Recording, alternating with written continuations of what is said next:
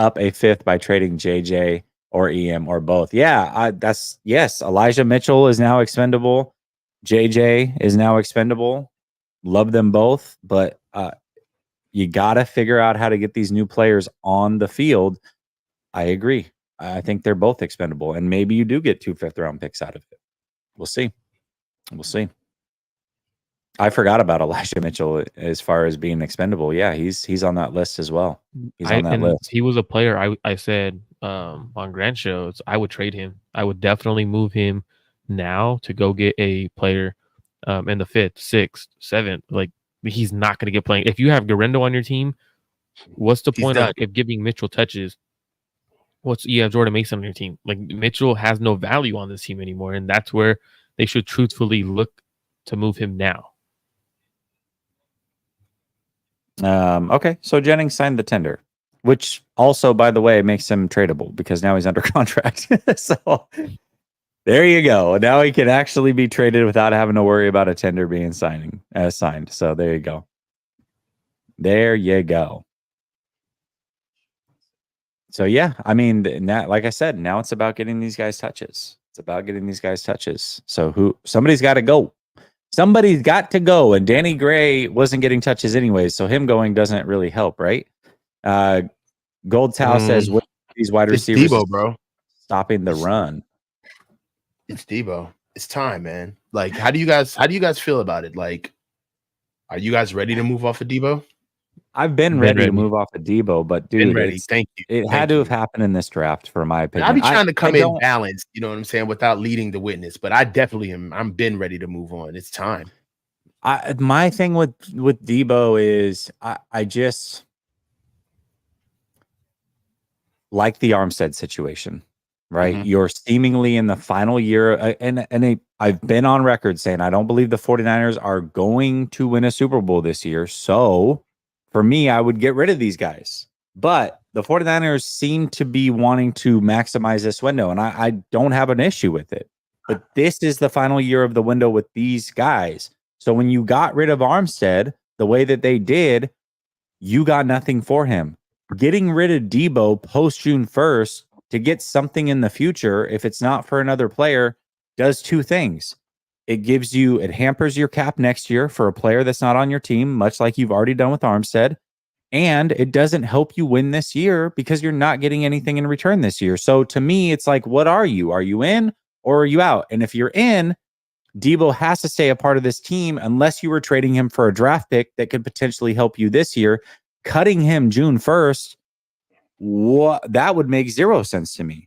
So I don't know. I don't think Debo's going anywhere personally. Jennings is the guy that I'm eyeing, but we'll see.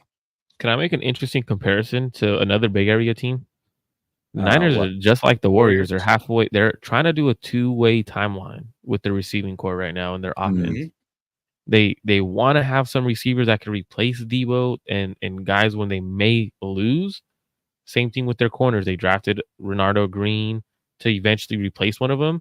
But it's like you could have gotten a lot, in my opinion, a lot better in the first round and taken a receiver in the second, or taking an offensive lineman a little bit earlier with higher upside.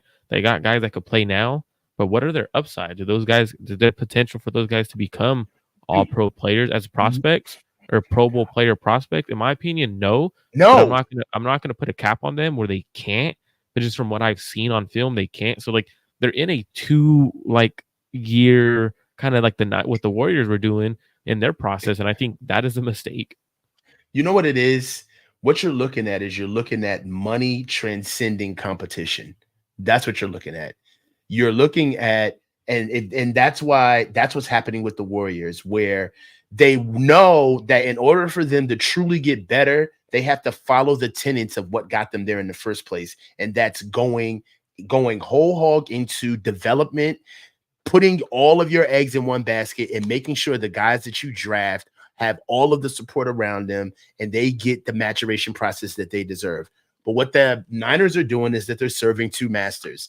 They're holding on to their window, but they don't like to admit that they love the sunshine that comes through those pains, which is the wins, the NFC championship games, the Super Bowl appearances, being able to be looked at as one of the best teams in the league. But at the same time, they do also understand that they are going to have to take a step back for them to get back to a new window. So they're trying to almost like triage they're kind of like trying to triage their dynasty or their window where they know that they have ultimate engagement, ultimate money, ultimate eyes on them, and they have all of the equity built in these superstar players, but they're trying to usher them out and bring in new players, but they can't bring in new players because what they're bringing in are patches, band-aids, upgrades. They're not bringing in true seeds that can be forecasted into a Brandon Ayuk or a Deebo Samuel or a George Kittle. They're basically getting players to facilitate what they already have, not push them forward to a new regime or a new dynasty. So I think it's a great point. Real quick, Mula Family says, I think Purcell is starting and Jennings will move to tight end too. Jennings is way too small to play tight end. He'd have to put on about 20 pounds. He's way too thin to play tight end for sure. Jay Garza says, Sacktown Sports reported on the 20th. Yeah, I just must have missed it. It sounds like it happened a while ago. Thank you guys for letting me know. But like I said, all that does is make him a tradable asset now because he's signed. Right. So that's good. That's actually good if they are planning on trading him. And I love Jennings. I'm not advocating for getting rid of him, but like at what point you just drafted 2 more receivers? Like, yep. It's about roster construction. It's about maximizing what you're doing with your salary cap, but like looking going forward. And it's striking while the iron is hot. And the 49ers have traditionally been a little skittish. They get sticker shot. They're like, yeah, they've been a 49er and we want more. And it's like, and then all of a sudden you wait. And then you're at a spot where you got to make a roster decision. The value is kind of tanked because you hedged. And then I just feel like Marco was saying, if somebody were to say, what's a fair offer for Juwan Jennings? They put a second round tender on him. That was just so they could get him in the door. They knew nobody would give that. Right. So if somebody honestly offered, like, Marco, what do you think would be like an offer that would be given that you think that would be reasonable to take for him? For Juwan Jennings, I don't think, me personally, I don't think both of these. I don't think both of the receivers we drafted this draft are better receivers and all around receivers than Jennings. What Jennings provides for the Niners, right? And so from in terms of, because Kyle really likes to run the ball with the bigger dude in there to block and create stuff. So that's where I'm like, okay, well, Jennings he's the odd man out. Him and Deebo are the odd man out. Go more passing and go that next level to your offense. Now, the thing is, though, is, and I mentioned in the chat earlier, what this may do, though, is if you're spreading teams out with Brock Purdy, we may see a regression with Brock Purdy. And what I mean by that is it's bound to happen, right? You're going to be throwing the ball a little bit more. You're going to have more turnovers. This is going to happen. So we should be ready for it, because at Iowa State, when they would spread the ball around, it wasn't as efficient. Kyle's offense is so efficient because he runs the ball so often, because he's creating these crazy window level throws, versus if we spread the ball around, spread it out, and we're actually going pass heavy, teams are going to be able to look at that and actually adjust, where they're not going to have their linebackers coming downhill as often. And then now all that allows is Kyle to start feeding Christian McCaffrey the ball. And now your offense is essentially too hard to stop, to be honest with you. And we have had an offense that's hard to stop. I think it's unstoppable if you go more pass heavy. Oh, did you guys see the Detroit? You guys talk about this when I was gone. The Detroit Lions in their war room. Every single person in the war room is wearing a Brock Wright jersey, which seems to be kind of like. And this is the thing. I actually think that's kind of funny. I also think that Dan Campbell is just like, okay. I mean, I get like, yeah, bro, that's awesome, dude. You hilarious. You got to. I mean, it is funny, but it's like, yeah, the Detroit like lulls. Like for Dan Campbell is just he's a good dude, but God, dude, like, I know you don't like him, bro. You pounced on me for Dan Campbell love, bro. Did I? Yo, that's the first time you and I rubbed shoulders on Twitter. I was like, dude, I love what he said right. You're like, what the hell are you talking about? Is it not a Dan Campbell jersey? Yeah, people are saying it's a Dan Campbell jersey. I don't think know. it's an 89 jersey. It's an 89. It's Brock Wright as well, though. Like they're all Well, wearing it. I think Okay, it's a Dan but he Campbell might have jersey, wore though. 89. Yeah. For He who? did. I think he wore 89. Dan Campbell. Campbell wore 89 for the Lions. Yeah. There's one So there's it's one Campbell point that I jersey. wanted to make. Why would they be doing with, that? There's one point that I wanted to make with what Marco was talking about with the changing of the offense and a possible regression of Brock Purdy is that one thing that frustrates me about Kyle is that his character is wrapped in how he goes about his business with play sequencing and how he designs that offense. If you spread the ball out, that offensive line is going to be vulnerable. All right. Now we're looking at more one-on-one matchups. And I feel like people don't look at the fact that the tenets of this offense is the fact that the offensive line plays together as a unit. There's a reason why we do not pass the ball as much as we can, because this offensive line, as far as like the athlete that we get, the type of lineman that we produce, this offensive line is not made for a drop back passing game. They're not. And if you get into that, if you start dabbling into that, that's the thing about the NFL. You can't serve two masters. Either you do something or you don't. And when you try to start dabbling in two different philosophies, that's when teams start brute forcing and completely embarrassing your team. So what are we going to be, and what's going to be the modus operandi for our offensive line coming into camp, right? Are we going to be a zone offensive line, right? Are we going to be outside zone where 18 and 19 is what we do?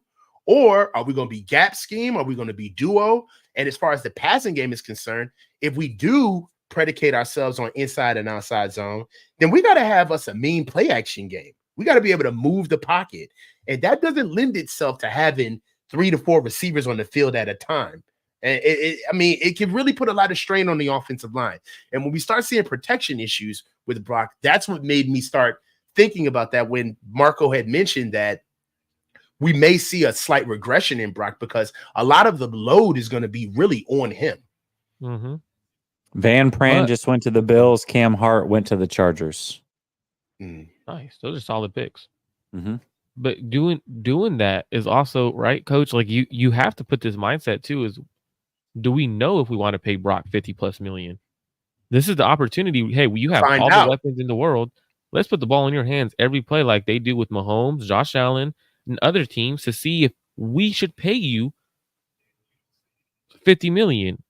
Yeah. So that's where I'm at. So it's one of those ones where it's hard to see because you're taking a lot of these guys and they're not gonna see the field, but then you're preaching to the choir that we're in win now mode. Are you in win now mode? Because if you're in win now mode, you're probably taking a top player in the first, not a receiver, because you have receivers that could play. Yeah. So in second round, you're probably going. I didn't mind the pick in the second or third, but it's because you're getting players who are in win now position. They could both play now. So that's where I'm a little confused. Definitely interested to see what the Niners do. There are some quarterbacks on the board I would not mind trading up for if you're thinking about a quarterback. Spencer Rattler's still there. Michael Pratt's still there. Some guys who could be a backup. I don't think the Niners have a backup that could win them a couple of games if Brock happened to miss a game or two. Mm-hmm. I don't think the Niners have really answered any questions on the interior defensive line, and they have not even touched tight end. Are we really going back to Cam Latu and what's Buddy's name? I forgot his name. Willis. Yeah, Willis. Yeah, Braden Willis. You know, that's one of the big. I mean, if I'm George, honestly, I give George a lot of crap. I do, but they've been trying to get him a legit tight end too ever since he's been here, and they have failed at doing it. There has really been no viable tight end outside of George Kittle in our room.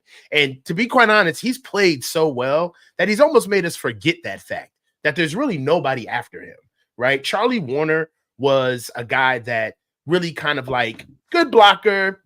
That's about it. You know what I'm saying? Ross Dwelly, great hands, mediocre blocker, not used enough, not really trusted. Anthony Gold just went to the Colts. I just wanted to say that because that is redemption, because there was a discussion, the argument between Gold and Cowing, and they ended up going like almost right next to each other. It was pretty funny. Yep. I'm a big Anthony Gold guy. I liked him more than Cowing, but I like Cowing's fine. Cowing is fine.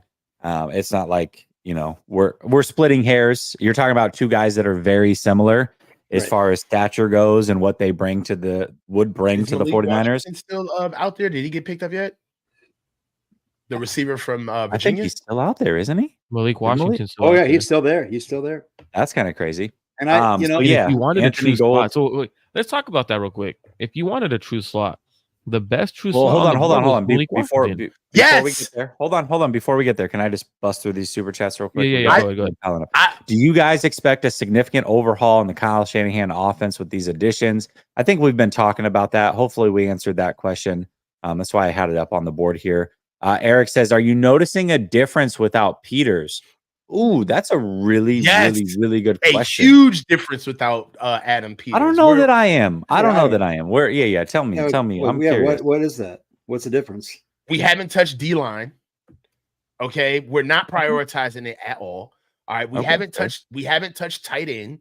We're not really prioritizing the line of scrimmage, in my opinion. Like we went out and got the tackle who's really a guard.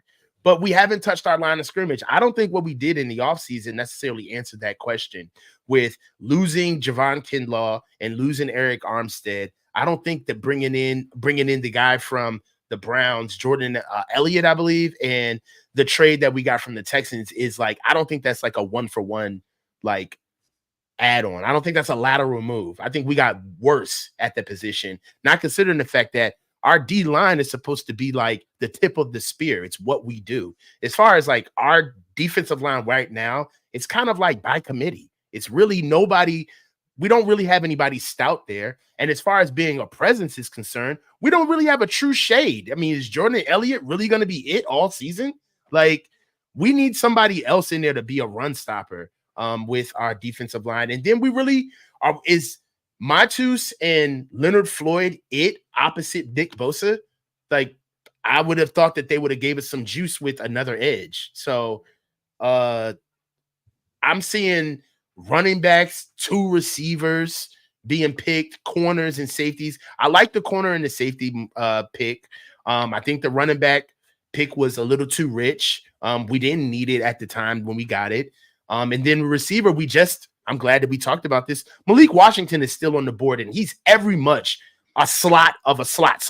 He's the slot guy. And then we went and got basically a slot at 31 overall, right? And there's still guys viable who can play the position here in day 3. Yeah. So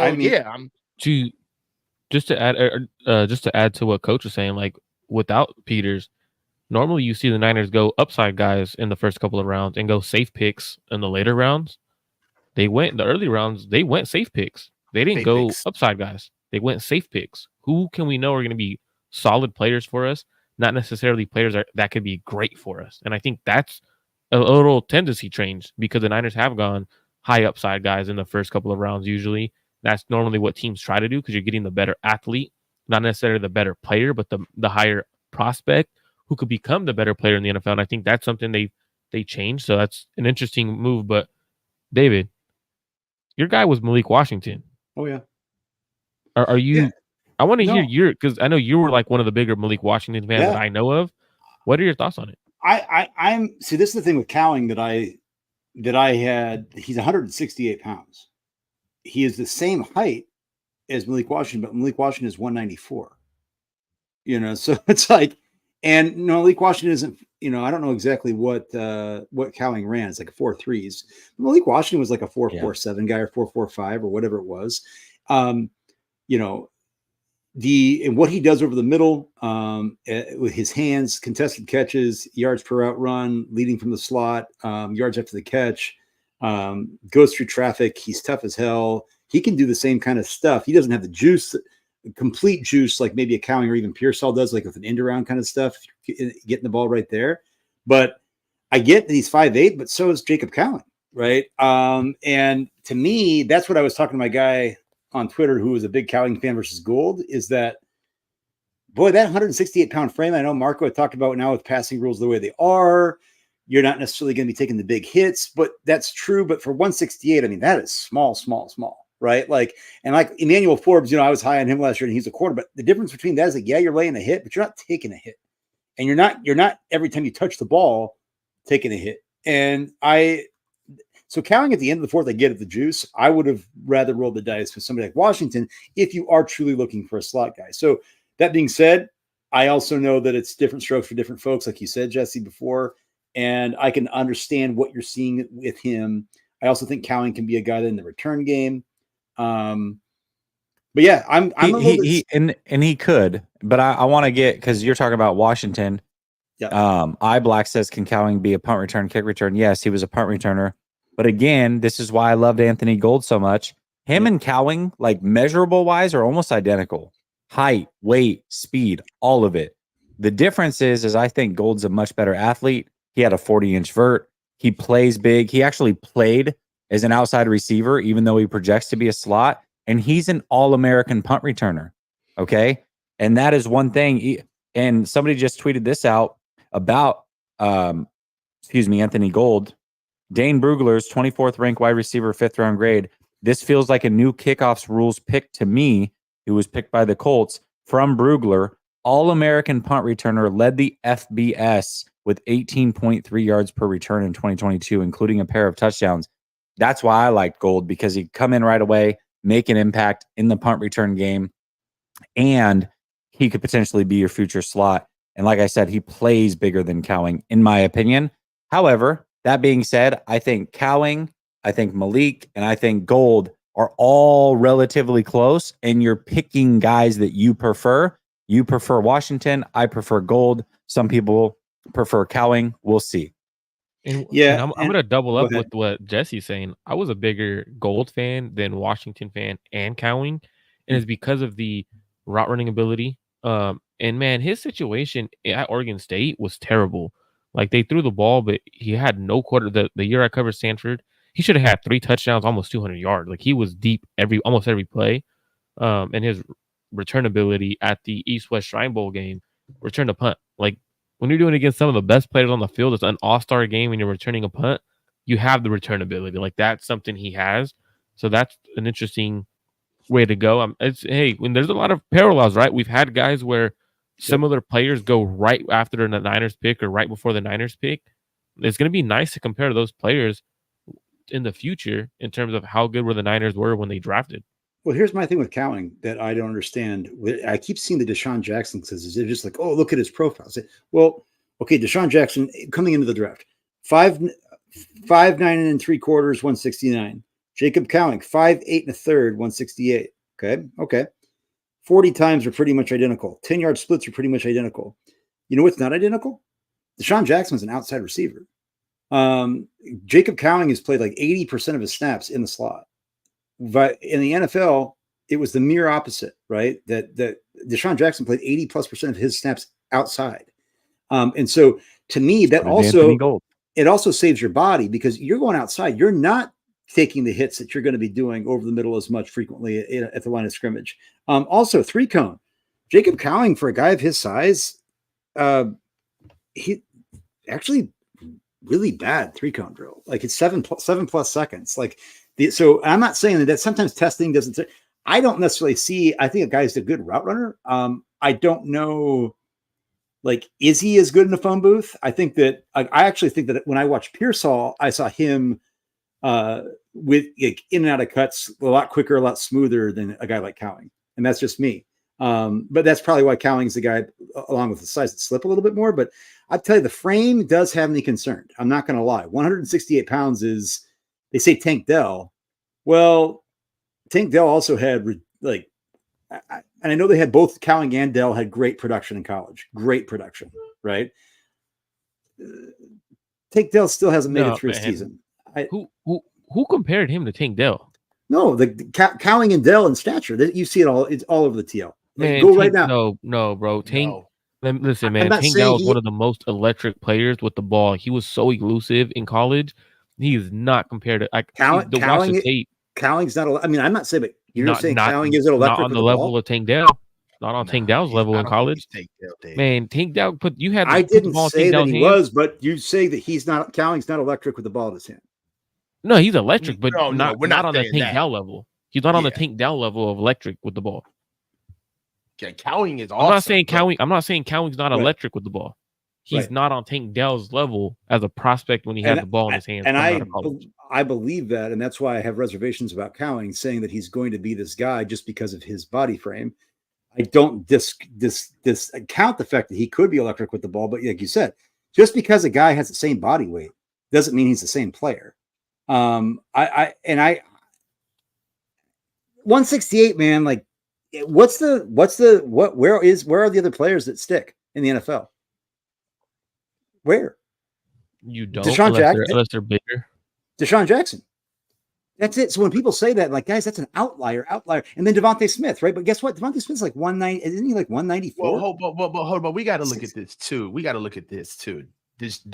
Deshaun Jackson didn't come out as a senior either. No, he didn't come out with the full. So he really didn't have his body yet until he came into the league. I feel like as far as like Cowing, this is pretty much this. He's another low ceiling guy in my opinion. Like, and if you get what you get from him. To go to what coach is saying too, like he also came out running a 4.35 with actual like film speed. Like his speed on film translates.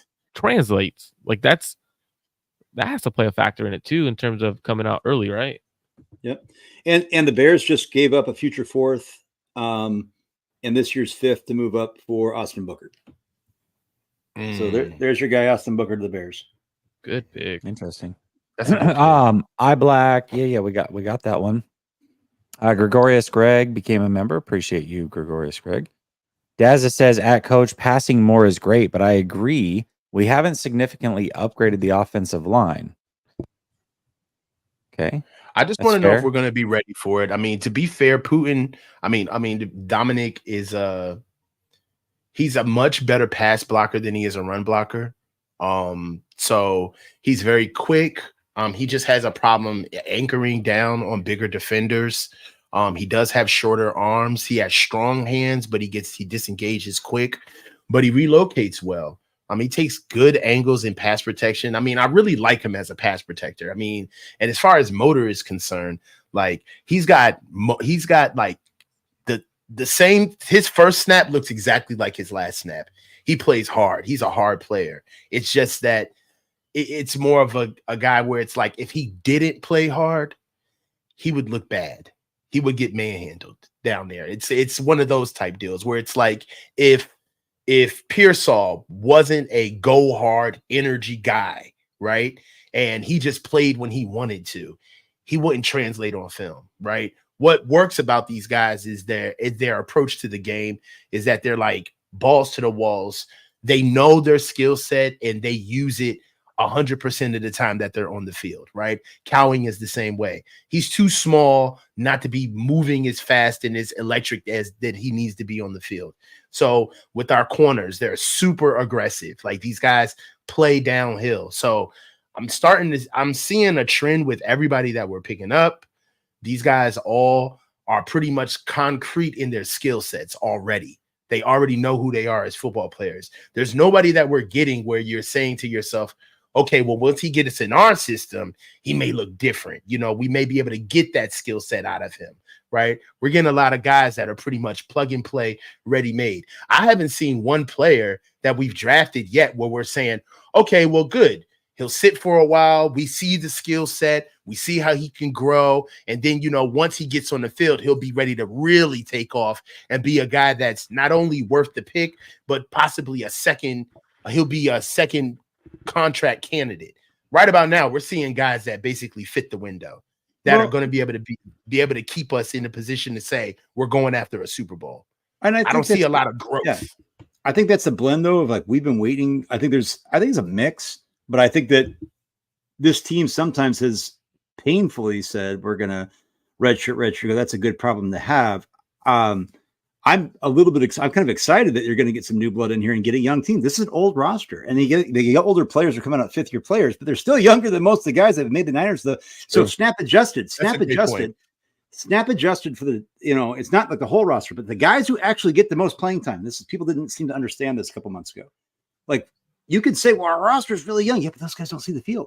So my question is like now I want to see an injection of youth. I want to see an injection of young athleticism on this team. I'm tired of seeing we got to get some juice. And so, is Ricky Pearsall and Renardo Green and Dominic Pooney are all 5th and 6th-year players, right? Mustafa, is he another one of those guys? Was he a 5th year? I don't know if Mustafa was or not. I thought he was a senior. Yeah, I think Gorendo's Malik Mustafa was a junior. Okay, he came out early. Okay. So bottom line though is, I hear you, man, coach. Like, I think that is a good observation, and I'm ready to actually draft some guys that can actually do a little bit more plug and play than just sit on the bench. Gizmo Maltese says Debo scares defenses. He draws doubles. He's a weapon. I like Ayuk, but he's not worth $28 million. He did nothing in the playoffs except for, I don't know, get us to the Super Bowl with. That's right. Yeah. And Super Bowl, and Puka dominated the Lions. What did Debo do in the Super Bowl? I know what he did. Can I answer this one? Yeah, go ahead. He got clamped all game in the Super Bowl, if we're being honest. And I like Debo. Listen, Gizmo, I appreciate the difference of opinion. I don't think statistically Ayuk did put up great numbers, but neither did Debo. And I would say that catch, we were at the game, David and I were right next to each other. That was the momentum changer. That building or that stadium went nuts. From that point on, it was a wrap for the Lions. And you could feel the momentum shift at that catch. It was probably biased aside as a Niners fan, easily there. And somehow I think Ayuk had talked about this, how even on ESPN SportsCenter, it was like play number 2 somehow. Like that's probably the play of the year in the NFL. It's probably one of the greatest plays in NFL playoff history. Okay. Easily to me, one of the best in 49ers playoff history. You get the catch and things like that. But aside from just that one catch, we box score scout with Debo a lot too. If Ayuk is asked to do more, his average depth of target is double what Debo's is. It's like, so when Debo goes into the NFC Championship game and averages like 10.9 yards a catch, right? It's like, okay, here, we're going to put Debo on a mismatch against a linebacker or something and he's an outlet safety valve, right? When the pocket breaks down. That's great, but that's not something that Ayuk's asked to be doing. So if Ayuk was in the situation where he's asked to be that dude, he's going to get all those targets. His yards per catch are going to go down. But then Debo looks like, look at that production. But like as Marco said and Coach said, he got strapped and clamped.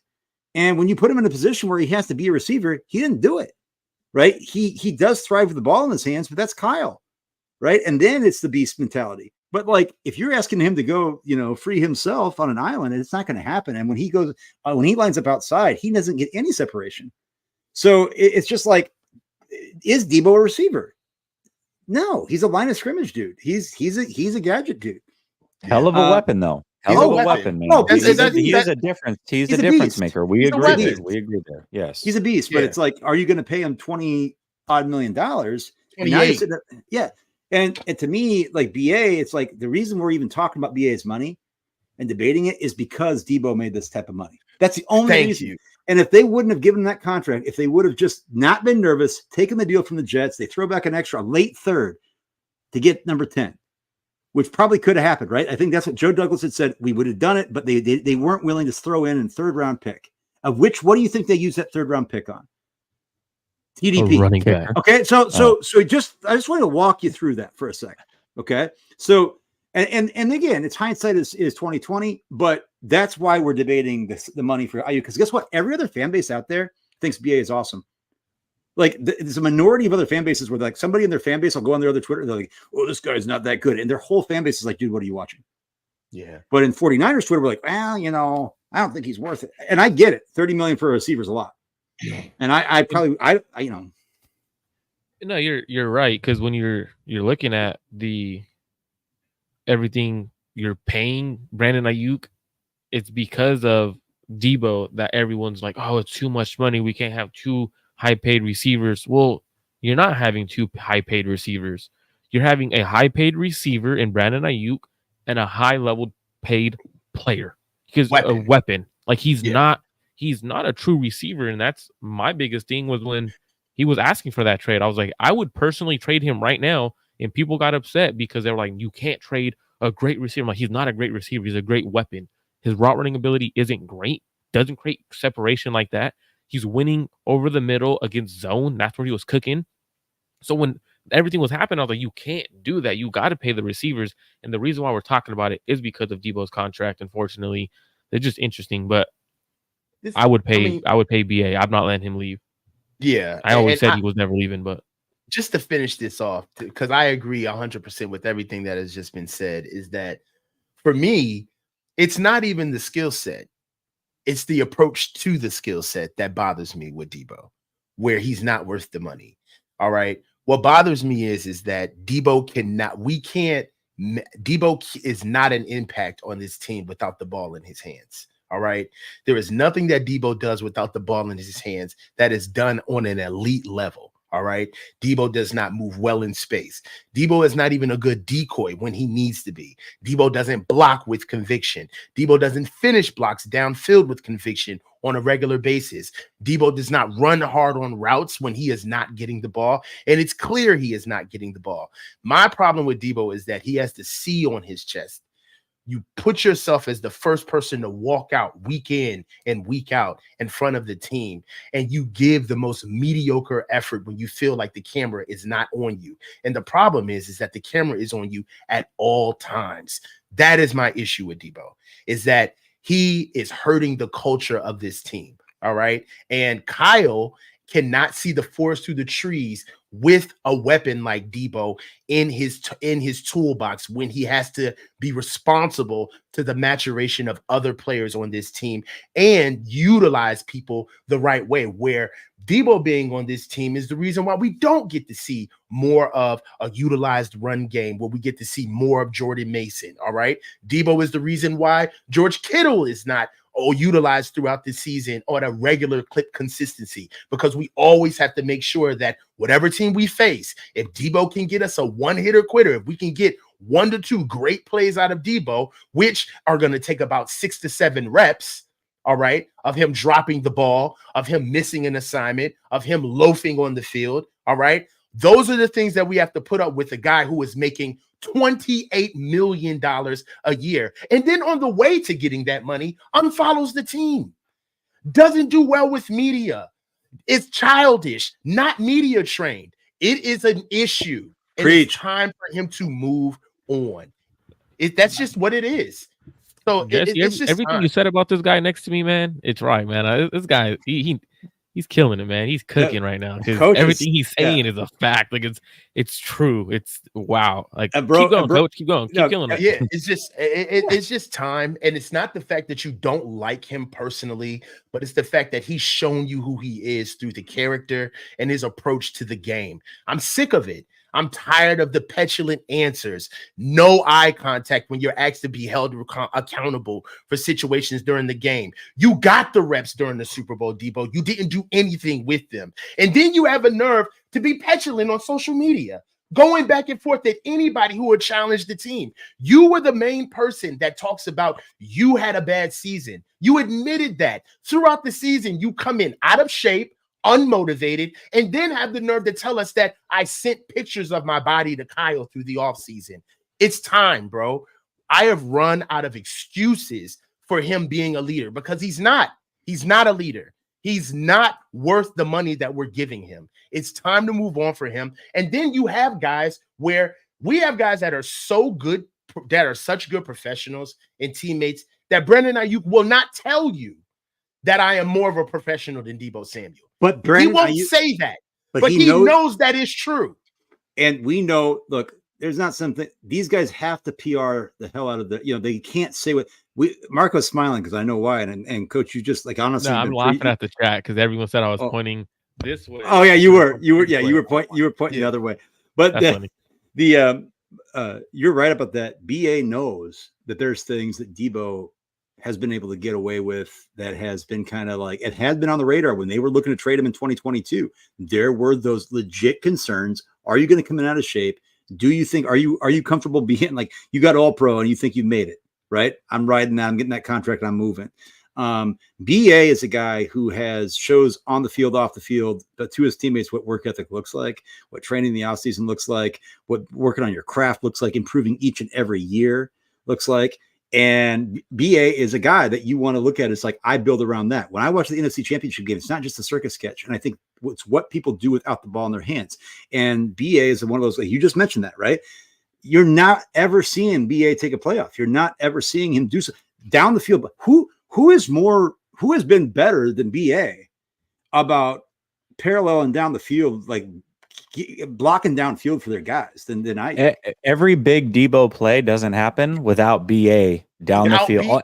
Go watch every Debo highlight, and who's there? BA, right? BA's helping make that play happen with the Debo block down the field. Yeah. Another thing about Debo being hurt is that you do not get hurt when you are trying to get in shape during the season. That doesn't happen. All right. And you also don't get hurt when you overtrain because your body is not used to being in shape. So by the time you get into the season, you are susceptible to getting hurt often. Like, dude, come on, man. Yo, I'm true to this, not new to this. You can't tell me that these injuries don't happen because your ass don't stay consistently in shape. That's the way it works. Trent Williams gets his regular injuries in the beginning of the season. Why? Because he spends the offseason not getting in shape. Then he spends camp to get in shape. He gets overtrained. We get 3 to 4 games into the season. Then his body gives out because he needs a break. Then he's good for the rest of the season. It happens like clockwork every year. So when you don't train regularly, your body is going to give up on you at some point because you have to recover. But if you spend the season to get in shape, you're going to need time to recover. And you're never going to get the time to recover, so you're going to get injured. It happens to Debo every year. That's just what it is, man. Dude, coach has been preaching, bro. I've some things that I've been even scared to say because if you do this enough on the TL, that people just like. Well, the thing is though, this isn't hate. People call no, it it's hate. not. This is not hate. hate. It's not hate, this bro. True it's criticism, hate, true bro. analysis. Like it's objective critique, right? It's speaking honestly, and I think I wish more people would do this because too often and I'm not saying I've never been one to couch what I've said. I'm pretty blunt, but like there's certain things where if you go, you feel like, oh, you're going, this is just, you're just, and then then the dialogue's out. There's no good faith discussion.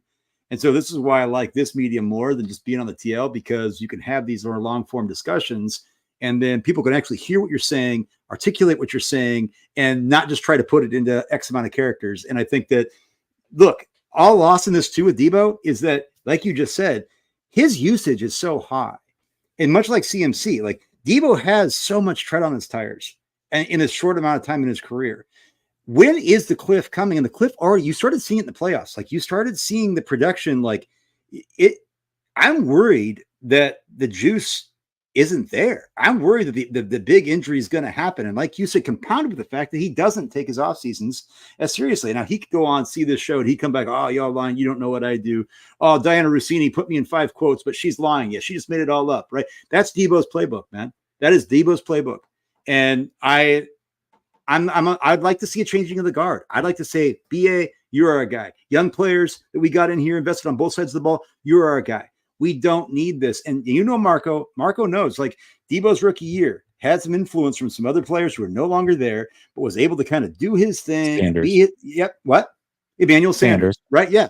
And it's like, but there are other guys in the team. And when BA came to the team, he looks over this like, wait a minute, I'm in the doghouse, whatever, you know, I'm getting this, but like Debo kind of comes out unscathed. And it kind of comes off as like, well, we know Debo's like that petulant kid. Like he's that kid I'm a teacher, right? Okay, well, you know, I know everybody's a little bit different. And some people take criticism and coaching and teaching a little bit different. Coach, you know, you would know that. But I think there's a line between saying understanding how people take coaching and then also enabling a player to just like transcend what standards that you're setting for the rest of your team. And maybe people say we're making a mountain out of a molehill, but Debo, how old is Debo now? Is it 28 now? 29? 28, yeah. 28. It's like, at what point get before the cliff goes? And Marco, I don't know if you knew what you can say, but Niners typically say they wait too long and they get too greedy for the capital. And I'm interested, what did they want? If you're comfortable talking about that, What were they asking for if it was even asked for? What did they? They wanted a second round pick. They were initially the first night they were offered a fourth for Debo, and then the most they got offered was a third. I'm like, a third is. I mean, I get it. Like you have value for what your player is. Like, I get it. But man, the way Coach just got done talking about Debo, I don't think we could call him Debo no more. I think we got to go by his government name, Tyshawn. Like, man, like the way Coach, you got to earn that Debo name back. Like the way Coach just, I'm tired of it. The way Coach just went on him. Jeez, like I'm tired of it, bro. But it's consistent though. What Coach just said, man, has been something I've been wanting to get off my chest and say. And Coach came back for a show and just said, you know what? I'm coming back with a vengeance, and came back and let it off his chest. And I respect that. That's something that needed to be said for a while, man. Needed to be said for a while. I hope people, I'm going to go share this clip and go find this. Coach, I love doing shows with you. I mean, this is got a great flow, got a great, I mean, and I will say this. I don't think any of us are scared to say things, but I will say this. There's a gatekeeping, almost like a subconscious gatekeeping that people participate in even without knowing it. In like, there's certain topics that you can't talk about with the 49ers, you know, regards to certain players, definitely within the front office and Kyle and John Lynch. But there are certain players in particular. I would say Debo, but I would say the number one is George Kittle. I could go there too, right? Like there are just certain guys that are off limits. Anybody else you can, like, there's a lot of other players like you can critique. You could say BA is actually one of them. BA is a guy that you could just rag for whatever reason, even though he's never petulant. He's never in his feelings. He's never going and doing all this stupid shit. It's like, but BA is like, but you can't talk about it, Debo. You can't blame CMC for fumbling. You can't talk about George Kittle dropping ball. You can never talk about dropping footballs. You can never talk about how he struggles to get open in man as well. You can't do any of that. And you know what I think it is, quite honestly, is I think BA is self-made. He didn't beg for reps. He demanded them. He didn't ask for a position on the team. He took it. Yep. He didn't cuck for a role. He didn't kiss ass. He didn't try to curry favor with Kyle. Yep. You know why BA became a member, a real element of this team is because he forced himself to be an element on this team. Yep. All right. Preach. He didn't come back out of shape. He came back in shape. He came back and galvanized the locker room from OTAs, showing up. He basically became a part of the culture. He has legit, like, who is Debo mentoring on the team? Like, we know Debo is the mentee of Brandon Ayuk. We know that there are many teammates on that team who look at BA and they see the work. They understand the professionalism. The most important player on the team sees it. Fred Warner. Yep. Yes. And I'm going to tell you right now, when it comes to offense, especially the way our team is ran, our head coach is our offensive coordinator. So we don't have our checks and balances as the regular team where that stuff is separate. So what happens is that the effort that you get out of most players on our team is juxtaposed with their relationship with Kyle. And it's toxic. All right. And a lot of times people don't realize that BA is one of those guys where he's going to get paid the money that he deserves based on the professionalism that he provides, not where he stands in the pecking order of the social constructs of this locker room. Just because he's not friends with everybody, or just because he doesn't ask for reps, or just because he's not featured in a certain way, doesn't mean that he's going to kowtow when it's time for him to get paid his just due and proper. And I respect him for it, because he's got to put his money where your mouth. You got to put your money where your mouth is when you take a stand like that. And I feel like BA is one of the people that is saying, I've been putting my money where my mouth is. There was a time when I was persona non grata on this team, where I was in the doghouse.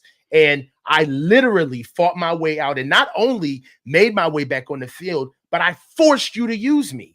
All right. I feel those tweets when BA says that I hit 1,000 yards and I'm the fourth option on this offense. All right.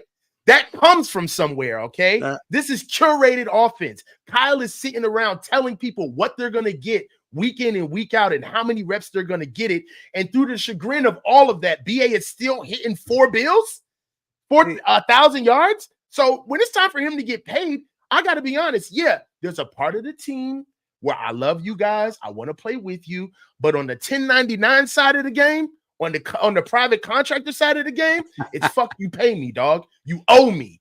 You owe me, because not only did I become a household name on this shit, but I did it without your support. So you owe me. You didn't kiss my ass like you kissed Debo's ass.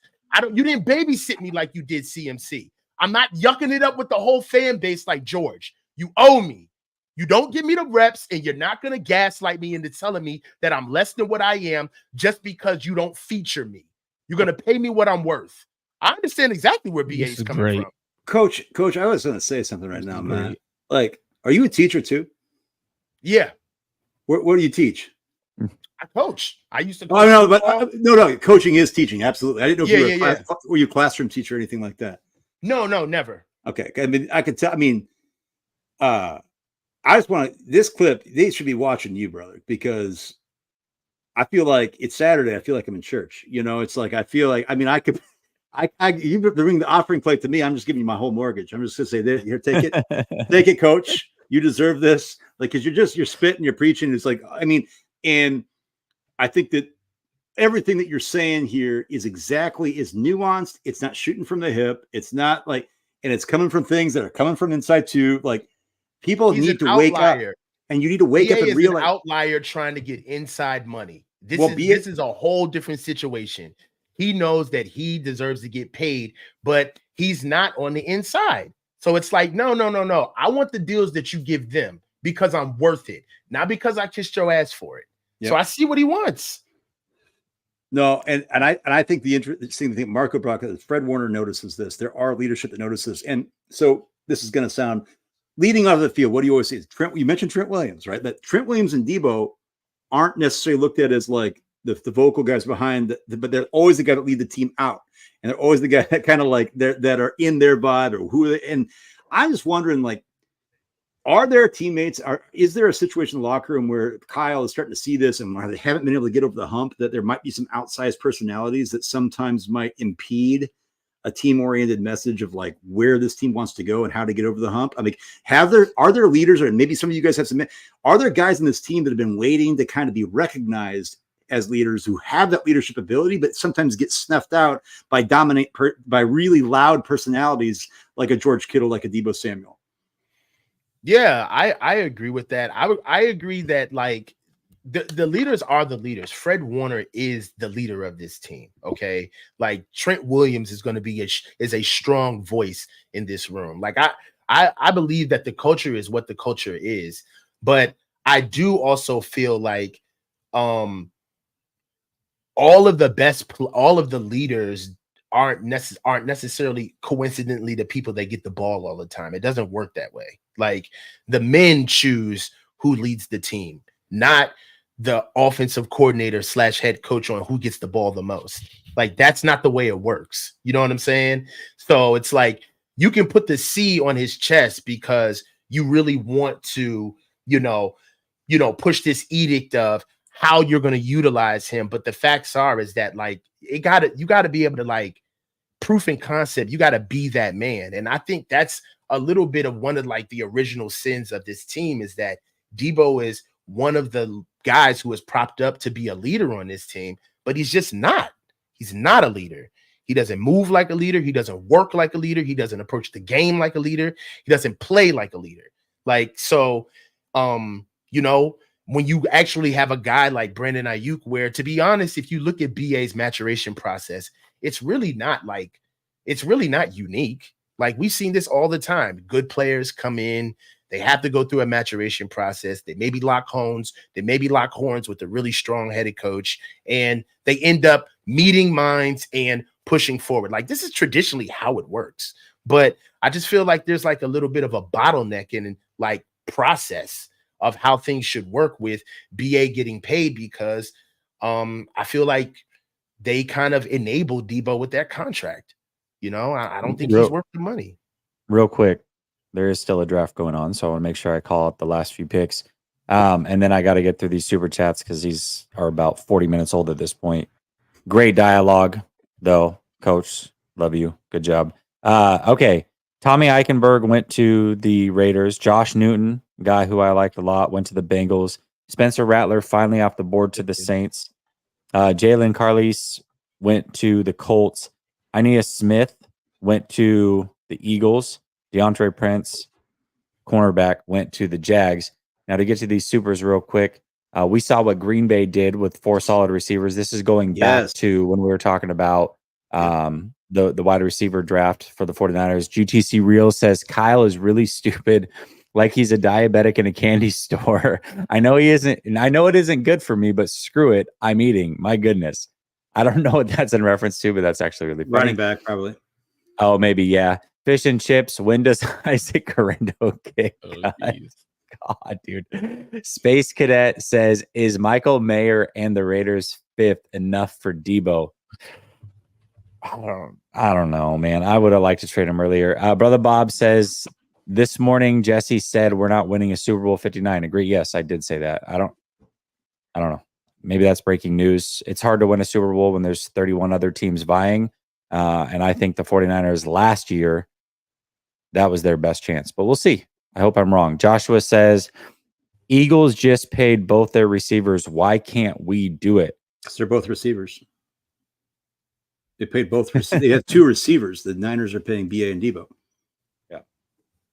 Yeah. The Eagles also don't have the highest paid linebacker in the league, or one of them. They also don't have a pass rusher. They just, in order to make room, what did they do? They traded their pass rusher who was highly paid. The 49ers have Bosa, who is not just highly paid. He's getting more money than anybody by a wide margin. So they're also not paying a tight end, right? There's a lot of massive contracts on this team that the Eagles aren't accounting for. Now, I know they have the quarterback, but the 49ers are also about to have the quarterback with big money as well. So the 49ers have some massive contracts at other positions that the Eagles don't have. Jason says, are we waiting for Costco to have a sale on O-linemen instead of drafting young players that might be worth starting? More red shirt isn't getting us number 6.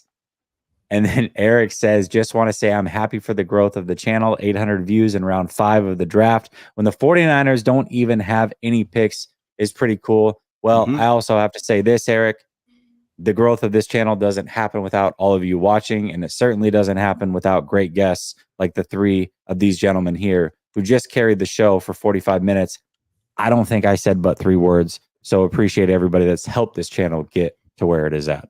So Brennan Jackson, Edge, Washington State just went to the Rams, FYI. Yep. Here we go. And all of this started off of a conversation of a receiver taken at the end of round 4 and debating who we liked a little bit more. And here we go. We got into the Debo conversation. So it's all very interesting, but we still have the same problem in understanding that Debo is likely going to be on this team, which is fine. Next year is the year that he's probably gone. How do we get these young players touches at this point? I don't know. It's going to be tough. It's going to be tough.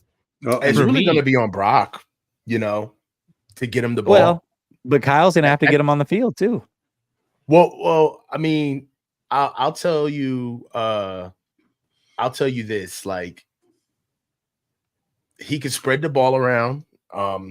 Eagles just got Jeremiah Trotter. How about that? That's awesome. That's awesome, actually. Cool. I actually really like that. That's a good story. Cool. That's a good story. Yeah. Okay. How dope is that to be able to say, like, so the Niners draft, if the Niners draft Brendan Rice in the 6th round, are you going to say the same thing? No. They already have 2 receivers. So at this point, I hope they don't go with another one.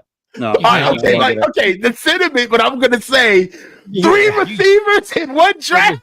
You went sentimental value on the Trotter pick, but then if it happens with the Niners, that's why. I'm Brendan Rice in the 6th would be fine, but not after getting 2 receivers. No thanks. Hell no, I would have flamed that. I always get worried about legacy picks because you always do feel like there's a tinge there. There's nepotism, or there's like you know we're being objective. It's like, yeah, but you say you are, but we're all human, right? Like that. Jeremiah Trotter Jr. I mean, everybody and their mother's tweeting about it right now and showing pictures and GIFs of his dad. Like it's so him being in the league now, the Eagles is about his dad. It's not about him. And this is the kind of things where it's like, okay, I know that, like we said, Marco, you talked about, if they draft, I don't know. Another legacy player, Jamari Thrash, just Thrash went is to the big. Browns. I didn't know. I never put that. I did not put 2 and 2 together with that. Marco and I did. Marco and I were doing a draft, and I go, "Is Thrash James Thrash's kid?" And so he looked it up, and yeah, sure enough, great. he is. You know what I love about that though, not knowing that, is that I like the guy just look at these guys who they are on their own and not thinking of. And I'm not saying you guys did, but I think a lot of people when they see that Brendan Rice is Jerry's son, Frank Gore Jr., Luke McCaffrey, even just being it's just let these guys be who they are. And Jamari Thrash, he go to the Browns. Yeah, but I'm not shocked. It's a good pick. I'm not shocked Brendan Rice is falling this far. You guys asked me what my grade was. I had not shocked. Round 6 grade on him. Like it's not at all. You can't be that tight of a hip receiver who doesn't run great routes, doesn't have the deep speed, and that's kind of like your bread and butter. Yep. But for me, to see what you guys are saying, like in terms of everything, for me, I'm just ready for the raw from the 49ers players to stop and just put your head down and go play. Like yes. There's too much for me. It's too much. All this raw. Oh, we're great. We're on our comeback. This and that. Like, bro, what's the talking? We haven't won shit. Like, what are we talking about? Like, so for me, that's where I'm kind of confused, and I want the Niners to kind of go in that Brandon Ayuk path, go in that Fred Warner path, where they kind of put their heads down, and Fred Warner's kind of gone a little bit raw on us lately, and like, go put your head down and go play. Like, that's where I've been confused. Yep. I thought Coach killed it when he was talking to Debo. Yep. I know a lot of people don't want to lose Debo because he's a fan favorite. Man, every year, for example, and every year you draft someone, you're gonna get a fan favorite. Hufanga, nobody thought Hufanga would be a fan favorite. Hufanga, fan favorite, doesn't talk much, just plays. Mm-hmm. You look at Fred, doesn't talk, just plays. Demo talks, he chirps a lot. Fred chirps. The one thing I do give Demo is he backs what he's gonna say. He said before the beginning of the year, I'm gonna show you guys a new corner. I'm a different player, right? Debo said the same thing. He didn't back it. Demo came in, went to battle every day. I want BA, the best receiver. BA, line it up. BA line it. And what was he doing to other receivers? Locking them up. So for me, that's the stuff that I want to see our team do. You know what? F the talk. Let's go up, line it up, put the pads on, and bring the damn kitchen sink when we're damn playing. Like, that's where I'm trying to be with our team right now. And it's weird because as a fan, I love the Niners and I love when they're winning and we're talking our shit. Like, I love it as a fan. I talk my talk. Mm-hmm. But at the end of the day, looking from the outside as a team perspective, is if I was in that locker room, I would hate being in that locker room every single day because it's a bunch of dudes just talking and we're not backing it up. We're not winning that Super Bowl. That's the biggest thing is once you win that Super Bowl, talk all you want. You're a Super Bowl champ. Nobody could take that from you. And we're not that yet. Caps, this is the difference, man. He says, why in the hell are y'all acting like Debo didn't back everything up he said against the Eagles? Short-term memory. That's a regular season game. Yeah, it's a regular season game, man. Yeah. I mean, great. You're not winning Super Bowls in the regular season. You backed it up. That was awesome. And Debo does this, man. He finds these teams. The Rams, by the way, the Rams will never get away from Debo. I love it every time we play the Rams because that's going to be a Debo game. Debo does do this where he picks out teams or he gets slighted and he gets motivated and he crushes it. What he's talking about more so is in the offseason when he said, hey, I was really out of shape. I was embarrassed. I wasn't doing the things without the ball that this team deserves and all these other things. And then you expect that in this season where it's like, okay, you're going to watch film and you're not going to see him be lazy when the ball's not going his way. You are going to see him start blocking without the ball. You are going to see him carry out play fakes on the jet motions and whatever. And you didn't. But Debo himself said that he was embarrassed the year before. And the only reason it didn't happen was because he was out of shape. So the following year, when it doesn't happen, is it because you truly don't care? Or were you out of shape again after you said you weren't going to come in out of shape? Only one thing can be true. It's either you don't care or you're out of shape. And neither of them is a good option. So that's really all that we're talking about. The thing is, too, is what we did see is the moment Debo got paid, he didn't care. I got paid. I got my bag. That's all that matters. Yep. Watch me wear 2 watches on my wrist, not 1, 2 blinged out watches and all my chains. Like, and I'm not saying like it's a Muhammad bad thing to Kamara do. to the Like, Dolphins. Yeah. oh, good. The Niners didn't get him. That's good. Hey, I'm being serious. That's a good. As long as the Niners didn't get him, he's not a good player.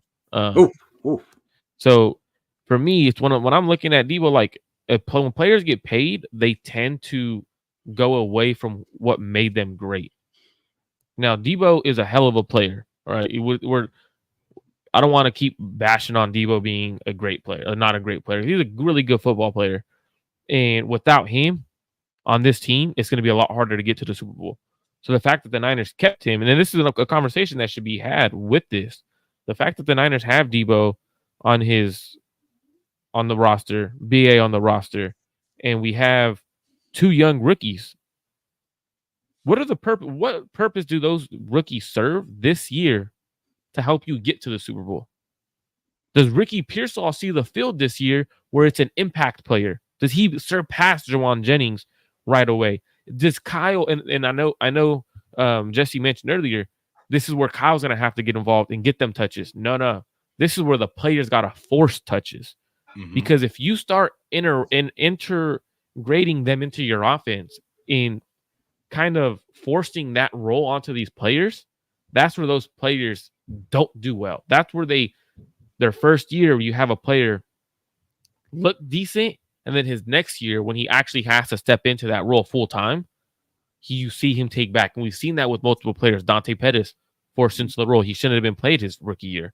And there's other guys we could talk about. In my opinion, I thought Brandon Ayuk was balling out his rookie year, and instead of giving him a bigger role that year, put him in the doghouse. Like, that's the stuff. Like, wait, what are you doing when it comes to receivers? So I'm very confused on, if you're in win now mode, how do these picks help you win this year? Or are you more so, you know what?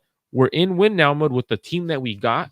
Any player we take this year is for the future, and we don't care about those draft picks because in terms of this year playing. And that's where it's like, well, you want your guys early to play.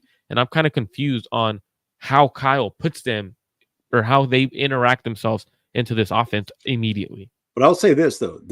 Packers didn't have guys like Debo and Ayuk already established, but you saw what they did with almost like wide receiver by committee, lots of young talent around. The Packers offense was most dynamic in the league and surrounded around Jordan Love. I think that with these young guys coming in for the 49ers, I think that you've seen other young guys start to contribute. Now, not everybody's going to be Puka Nacua, right? But you've been able to see a 5th round guy, right? Like a young guy be able to be, if you give these guys a chance. Like, and I really think that sometimes there's been this idea that you can't infringe upon this workload. And Kyle does. You know what Kyle does with his reps. Does CMC ever see a snap off? Like, does he ever see a series off? No. He'll take him out for like 2 snaps. He's back on the field, right? He doesn't. He goes to the well. What happened in the playoff? Debo became RB2. Right. I feel like he needs to diversify. And I think fans, from either a fantasy standpoint or just like knowing that that's your best player. And I've been saying, like, hey, CMC is CMC. He's an unreal GOAT for that usage. You can't keep sustaining this. You have to keep guys fresh. And the more reps that you guys get these guys, the more confidence they get, and the more, like you said, Marco, willing they are to do that demand. Like Demo Lenore said, like, I want this. I'm going to show you this. But you can't do it if you're not getting those reps. And I don't want to see it just be the crusty vets in another Super Bowl run running it back. I want to see these young guys get their due. Yeah, I agree. I agree with both your sentiments. Really, we have to see just how we're going to transition. That's the biggest thing. Like, Debo served a purpose for when we had him. Honestly, his lack of professionalism is the only thing that's exacerbated this, to be honest with you. Go back and look at Debo in his rookie year. Look at his body, his rookie year. He is a completely different player, much faster, much more agile. If Debo could keep himself in rookie shape, I would have no issues with him being on our team. All right. Because that's when he was at his best. But progressively, he has like degressed over the years. And for me, I feel as though that maybe there was an uptick in his production because they found another use for him with the wide back year, right? And he had an amazing year, but ever since he got paid, he has regressed. And the only thing about it that sucks about it is that in some instances, he has given his ass to kiss. And that's what sucks about it. So right now, you're in just a transition period, right? Because really, when you're in a transition, when you're in a transition period, you have to figure out who's going to be your ethos, right? Who's going to be the linchpin that's going to carry you across, right? And Brandon Ayuk is that guy, in my opinion. I hate the Chiefs. Oh, who'd they pick up? They took my center, man, Hunter Norzad, bro. Oh, Norzad. Oh man, I was so high on Hunter. Jesse, I think your mic's muted. Yeah, your mic's muted, bro. All of Shano went to the Bills too. Ulufashio? Yeah, he just went to the Bills. Yeah. Sorry, not Fashano. Yeah, that was my guy. That was my. That was your guy. I thought. I remember you talking about him all the time. Yeah. I just felt like you see consensus hive mind between punditry, and nobody really. They're not. It's never accurate when it's 4 through 7. There's always going to be these guys that people like. PFF had Ulufashio as like a 200, almost like a 300 ranked prospect, and I was like, no, dude, this guy's going 5th round easy. Like, come on now. And I couldn't have a draft, man.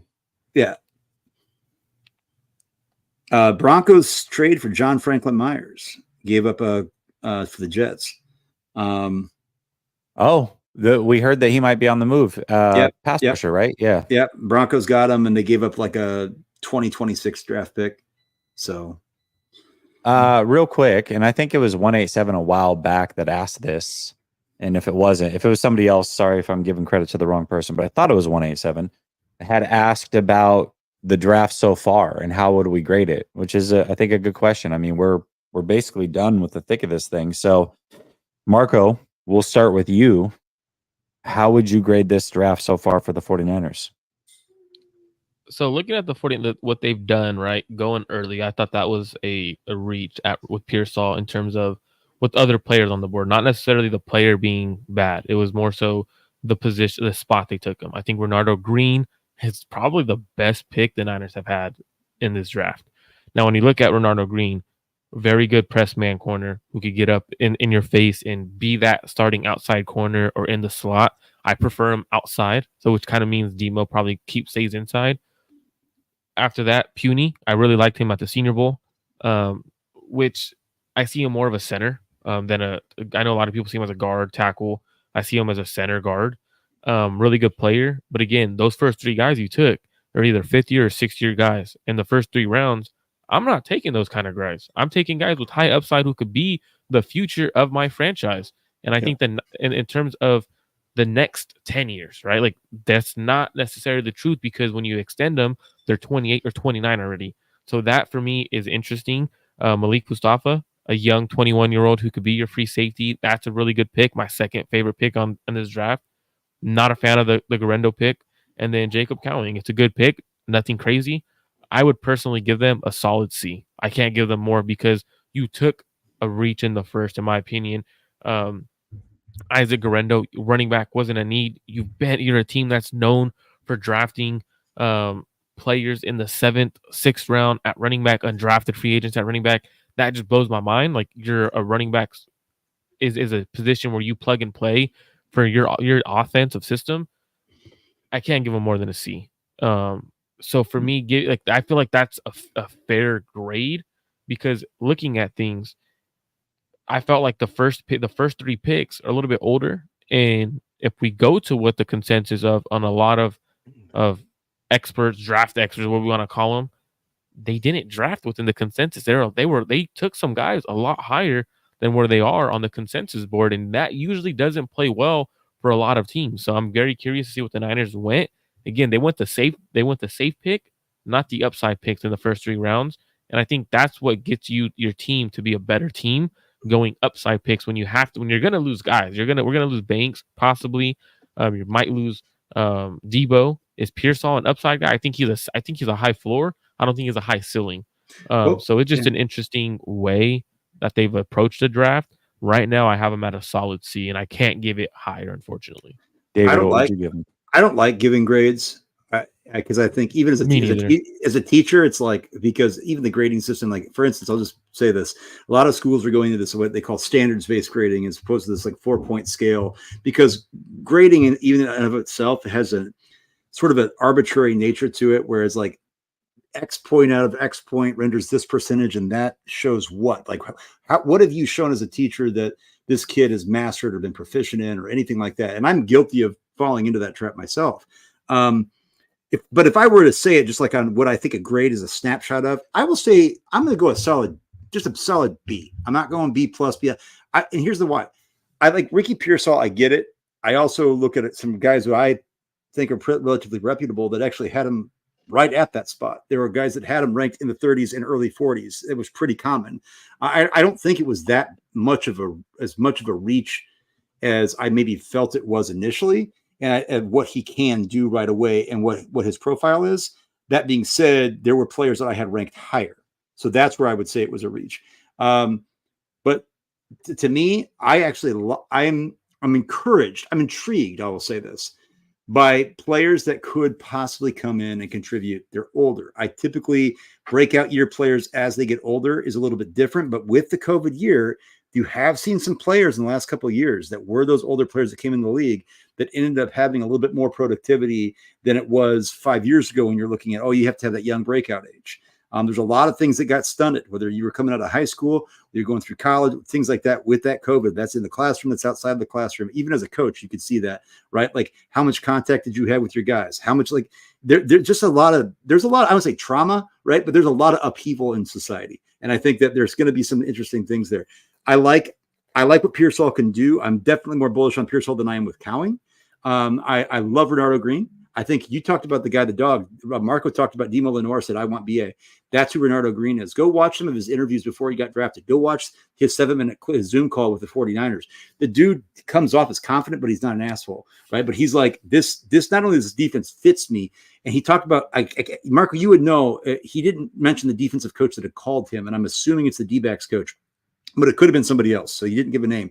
But just talked about how I got a coach in here that seems like he knows what's best for me, but he's like willing to push me to be better, and he's not going to let me like slide.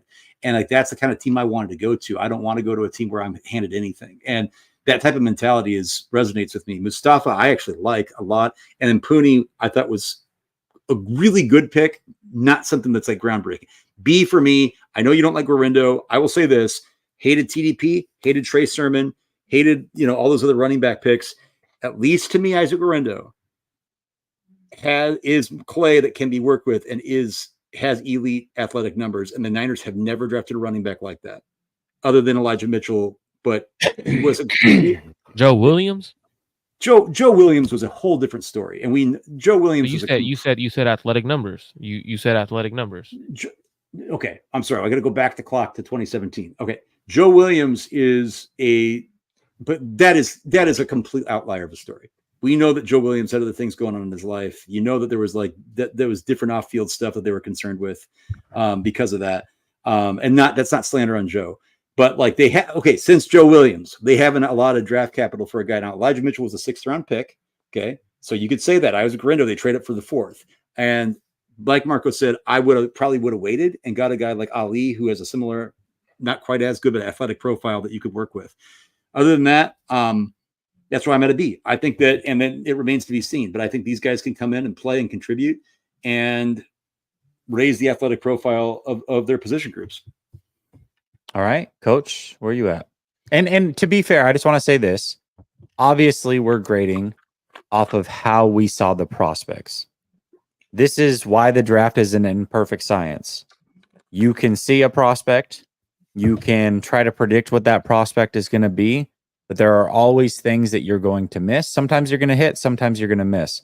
In two years or so, 3 years, you're going to really be able to look back and be like, hey, this draft class was X. We understand that, but just based off the prospect. And these are conversations we have all the time. We had a conversation earlier. We talked about the safety the 49ers just took. And I said, as a prospect, he's a better prospect than who we have on the roster right now, who is just an all-pro safety. And that doesn't mean he's going to translate into an all-pro safety or be better as a pro, But as a prospect, he was a better prospect than Hufanga. And that's what we're talking about. So we're grading as a prospect. So, Coach, go ahead. Well, as far as my grade is concerned, I'm gonna hold off, but I will just talk about the guys that we have. It seems as though you can't do that. You can't do that. That's not. These guys didn't want. These guys didn't want to not. I didn't want to give a grade, and they were forced. No, so I said I was going to give a grade afterwards. Okay. I didn't say I'm not. Okay. I thought you meant hold off, like you're not going to do it. I'm like, no. I'm going to hold off to the end of what I'm saying. Okay. I'm going to give a grade. I'm going to give. Like, you're not copping out on this. No. Oh no. I was like, ain't I gonna do should no have went weak last. shit like that. No. I'm not no weak ass thing. I'm not going to do that shit. I got you. So, no, for me, it just seems as though that we're getting a lot of plug and play guys to keep going what we already have. I feel that way offensively. And that's like glass half empty. You could say that right now, what bothers me about this draft is that it's old. Outside of Malik Mustafa, we pretty much signed all seniors, fifth-year seniors, guys that are pretty much nearing the end of their collegiate careers. And you got to ask yourself, what's the ceiling, right? Are we getting guys that are going to be projected to take over these positions, to be second contract candidates for us, to actually push the level of our team past into a Super Bowl level? Because quite frankly, we have a Super Bowl team, but we haven't won one yet. So we have to start looking at differences in what we're bringing. Now, that's what brings me to glass half full. You can look at the secondary and understand that these are not the traditional DBs that we bring in, right?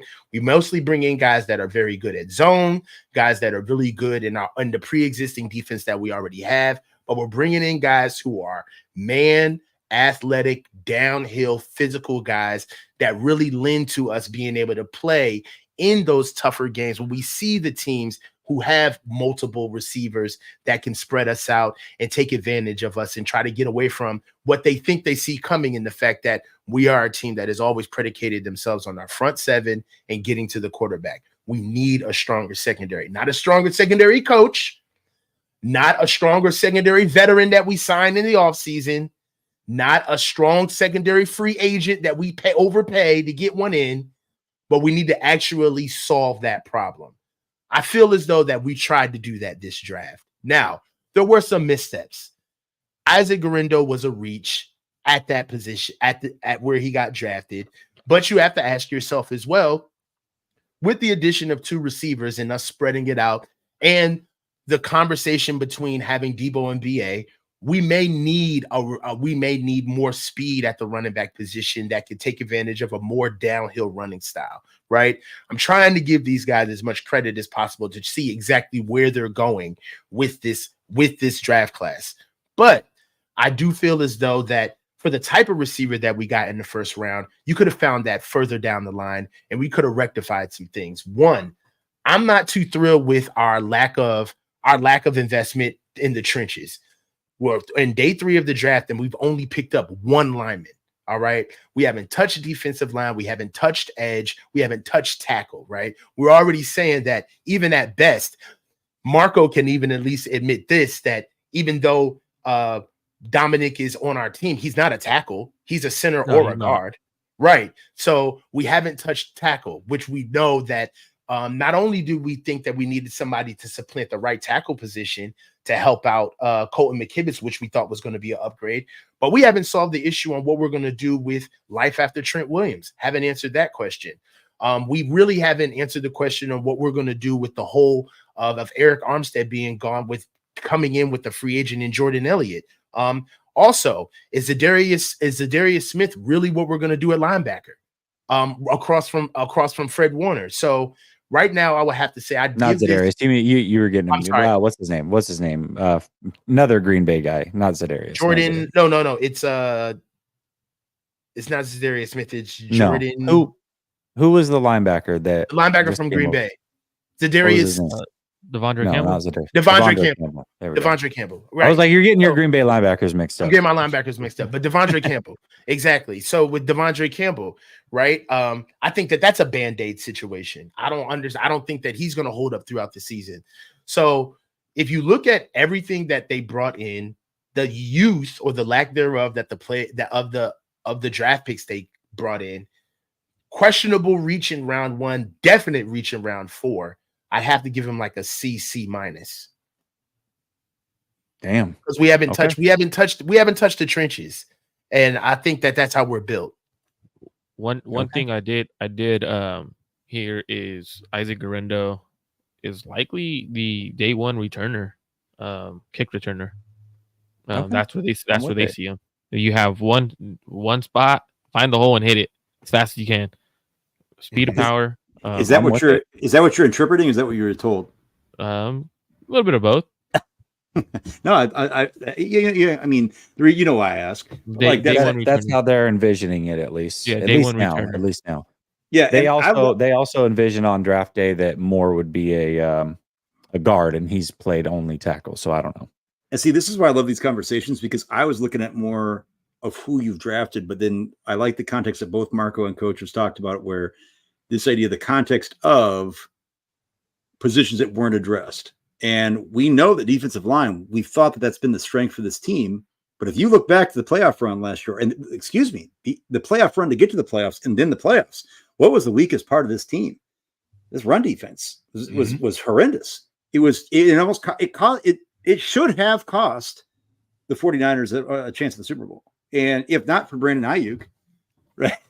Or guys, like making circus catches, or Juwan Jennings and things like that, like it's not happening.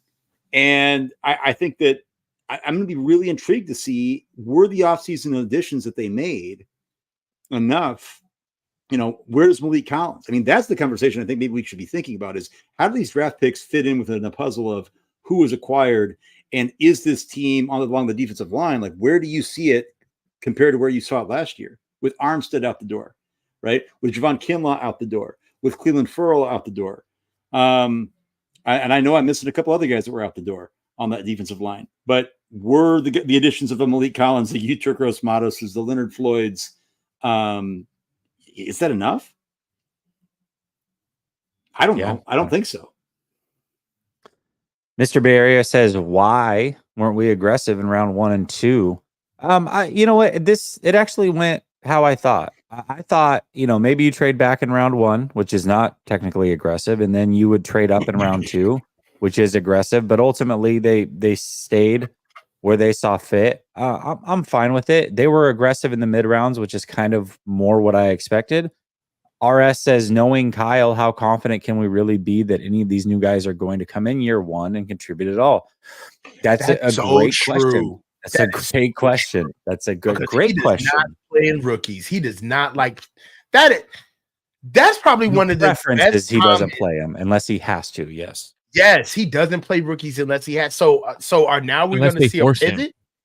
Yeah, are we going to see a pivot now? Except for Deebo Samuel. Because these guys are going to play. Exactly. These guys are going to play. But Deebo had to, right? Because Pettis was supposed to be the guy. Pettis wasn't. And then so Deebo had to really step up and take a big role. But he was still on the roster. Got forced to. No. I get he was on the roster. COVID year. Yeah. What I'm saying is guys, it's not that rookies don't get any roles, right? Deebo was going to have a role on this team, but the role became much bigger because of other guys maybe not panning out that way, Dante Pettis, that type of situation. So guys do play. Mitchell had a huge role, but that wasn't by design. That was because most are, got injured. So that's just the way that it is. It's guys are forced into roles and they play. Some of them play very, very well, but they're meant to sit is usually the way that I see it. Rasheen Ali to the Ravens. Man. So there's a running back. I love that pick. Yeah. That's a Ravens pick, though. That's a hell of a pick. I love Rasheen Ali. I thought he was that was my dude. He was my golden. Him and Jalen Wright were the golden running back for the Kyle Shanahan system. So as far as the way that I see the grading, I think sandwiched in between two picks that I wasn't the biggest fan of. Sorry. To who? Giants right after that. Boom, boom. Running back. Yeah, that was. Here we go. I love Tyler Tracy. There's going to be some good running backs not drafted, kind of to the point of Guerrero that we'll get to, or Marco got to, and I'll get to in a second. But, Ricky Pearsall, again, good player. I've said it a million times, like the player. Just didn't like where he was picked. but I'm not like overly mad at it. Like I think on draft night on day one, I gave it like a C or a C plus. So it's not like I gave it an F or anything like that. I was just kind of like, okay, it is what it is. However, I think in round 2, 3, and 4, they separated big time going with Green, Puni, and Mustafa. I loved all 3 of those picks. Those 3 I'm giving an A. You come back with Garindo. I actually was totally fine and expected them to take a running back at some point. So I'm not mad at them taking running back, but much like Persal, maybe a little bit earlier than what I would have hoped, especially trading 2 picks to get it, and probably not the prospect I would have chosen. So, not as big of a fan of that pick. And then Jacob Cowing, again, I love getting that type of player. He just wasn't my preference. I liked Gold a little bit better, but I'm not going to give that a horrible grade because they didn't get my player. They got a player that I felt like was needed, a guy who is a little bit smaller, brings something different to this team, but is very, very fast and can also get his hands on the ball in special teams. So even though he's not the prospect that I would have preferred, I like that they went and got that profile of a player. The only real issue I have with this draft is they have not hit the trenches really outside of one pick. And that pick didn't happen until round 3. I love the Puni pick. I love the versatility, but they didn't really hit the trenches at all and move the needle there. And that is where football is won. And the 49ers have done this thing where over the years, they've got a lot of really high paid guys that are skill position guys.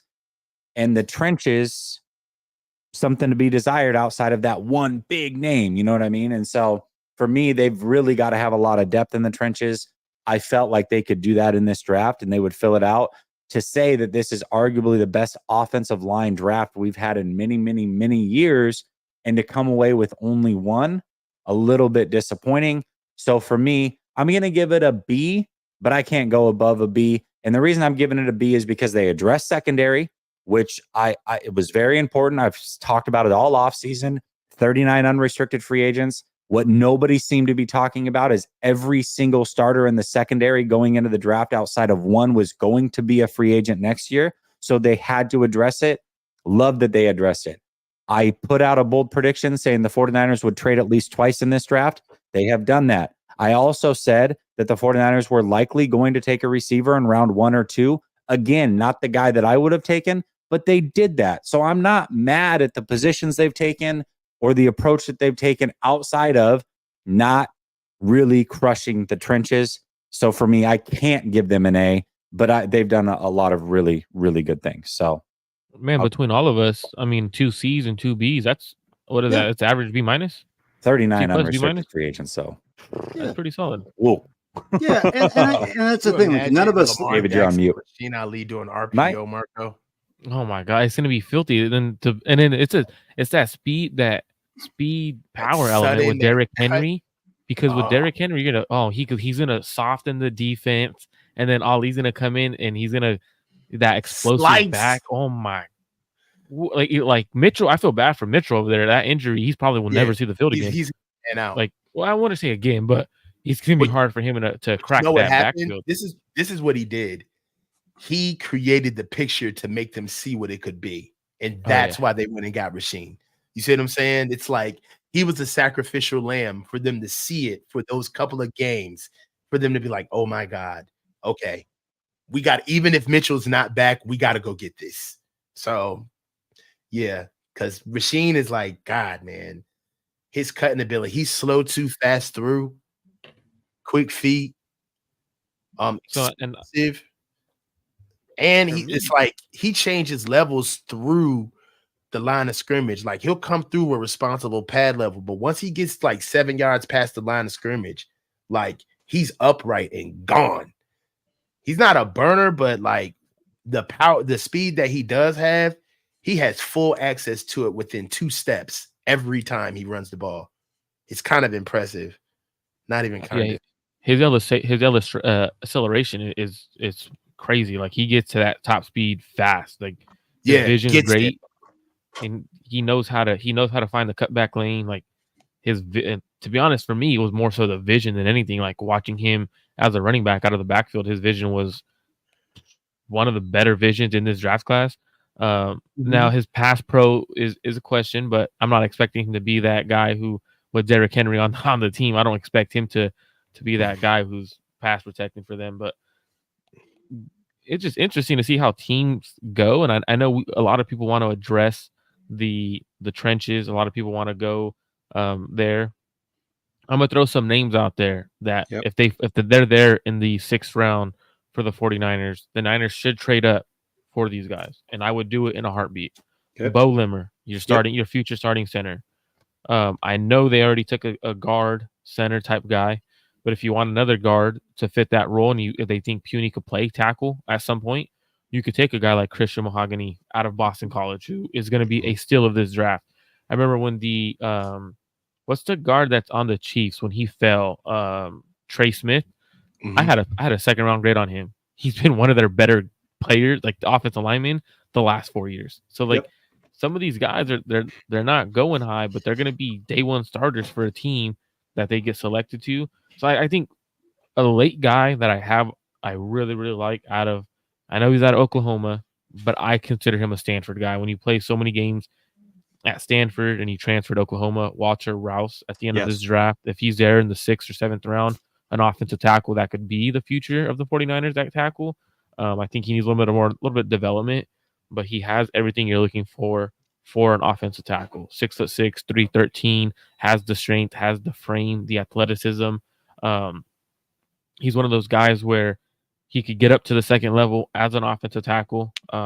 Very, very respectful guy. The person is there, so I'm going to bet on the person, and the talent is also there on film. But I'm going to bet on the person, and I was able to interact with him at Stanford when I was covering them. So I'm rooting for my guy Walter Rouse to get drafted by the Niners 6th or 7th round, bring him back to the Bay Area, and let him be a future tackle for the Niners. Yeah, I had a couple names too that I was looking at, and wait a minute, real quick. Was Mekhi Wingo taken? I think so. Thought he was earlier. Was that in round 4 somewhere then? Because I don't think. No, I don't think so. I think he's still there. So, wow.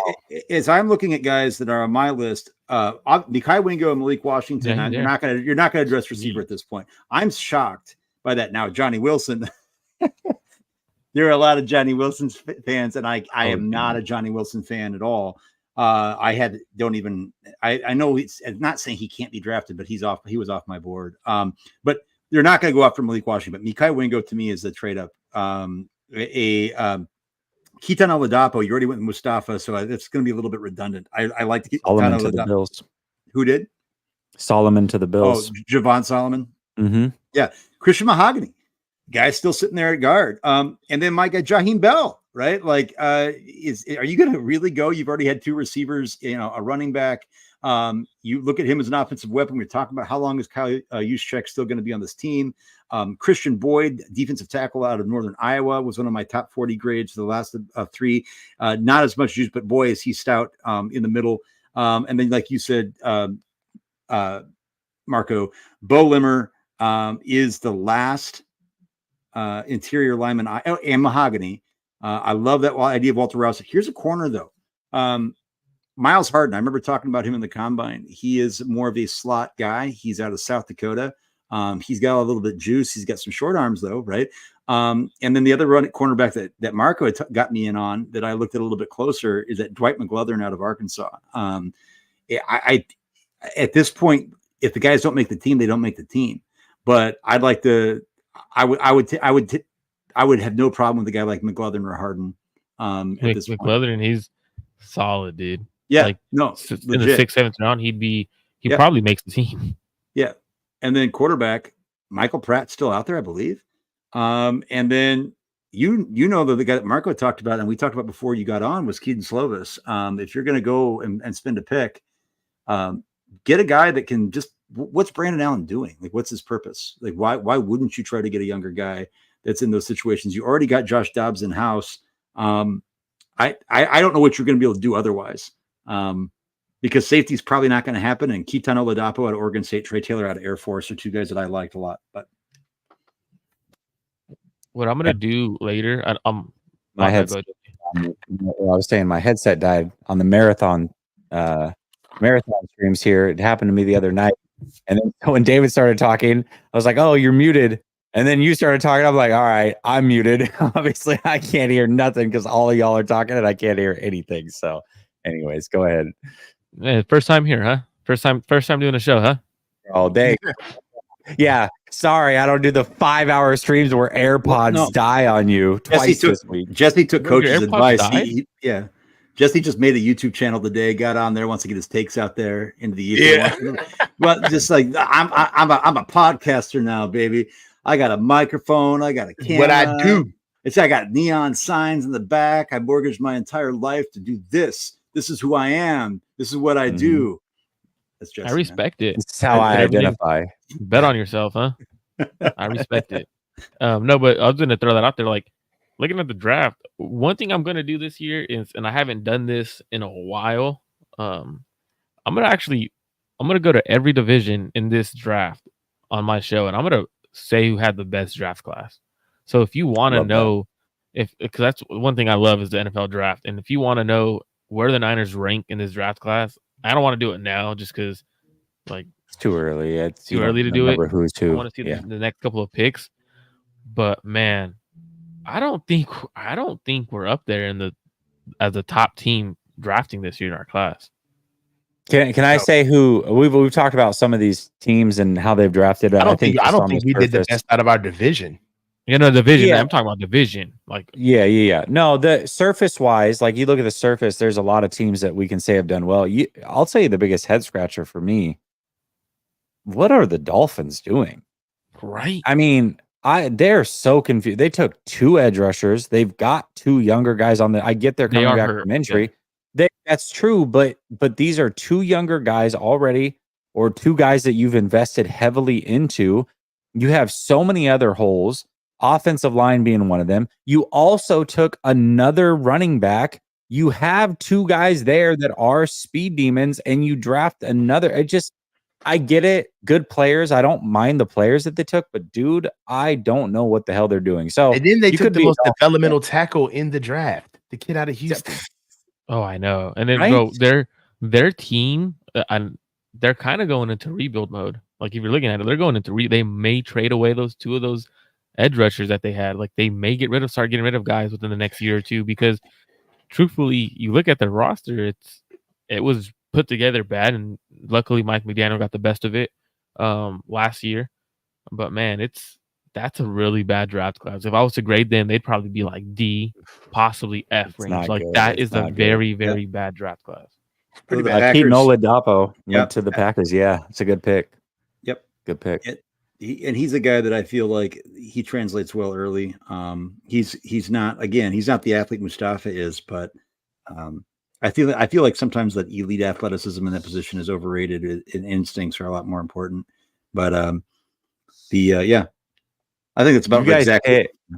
You guys hit a lot of prospects, but I want to throw one out there. And again, we already got this position. I understand that, but if we're just going best available, DJ James is still out there. I like DJ James. Bub Means, he just got drafted. Means. I think Marco, you were talking to me about him one point in time. Pitt receiver out of Pitt.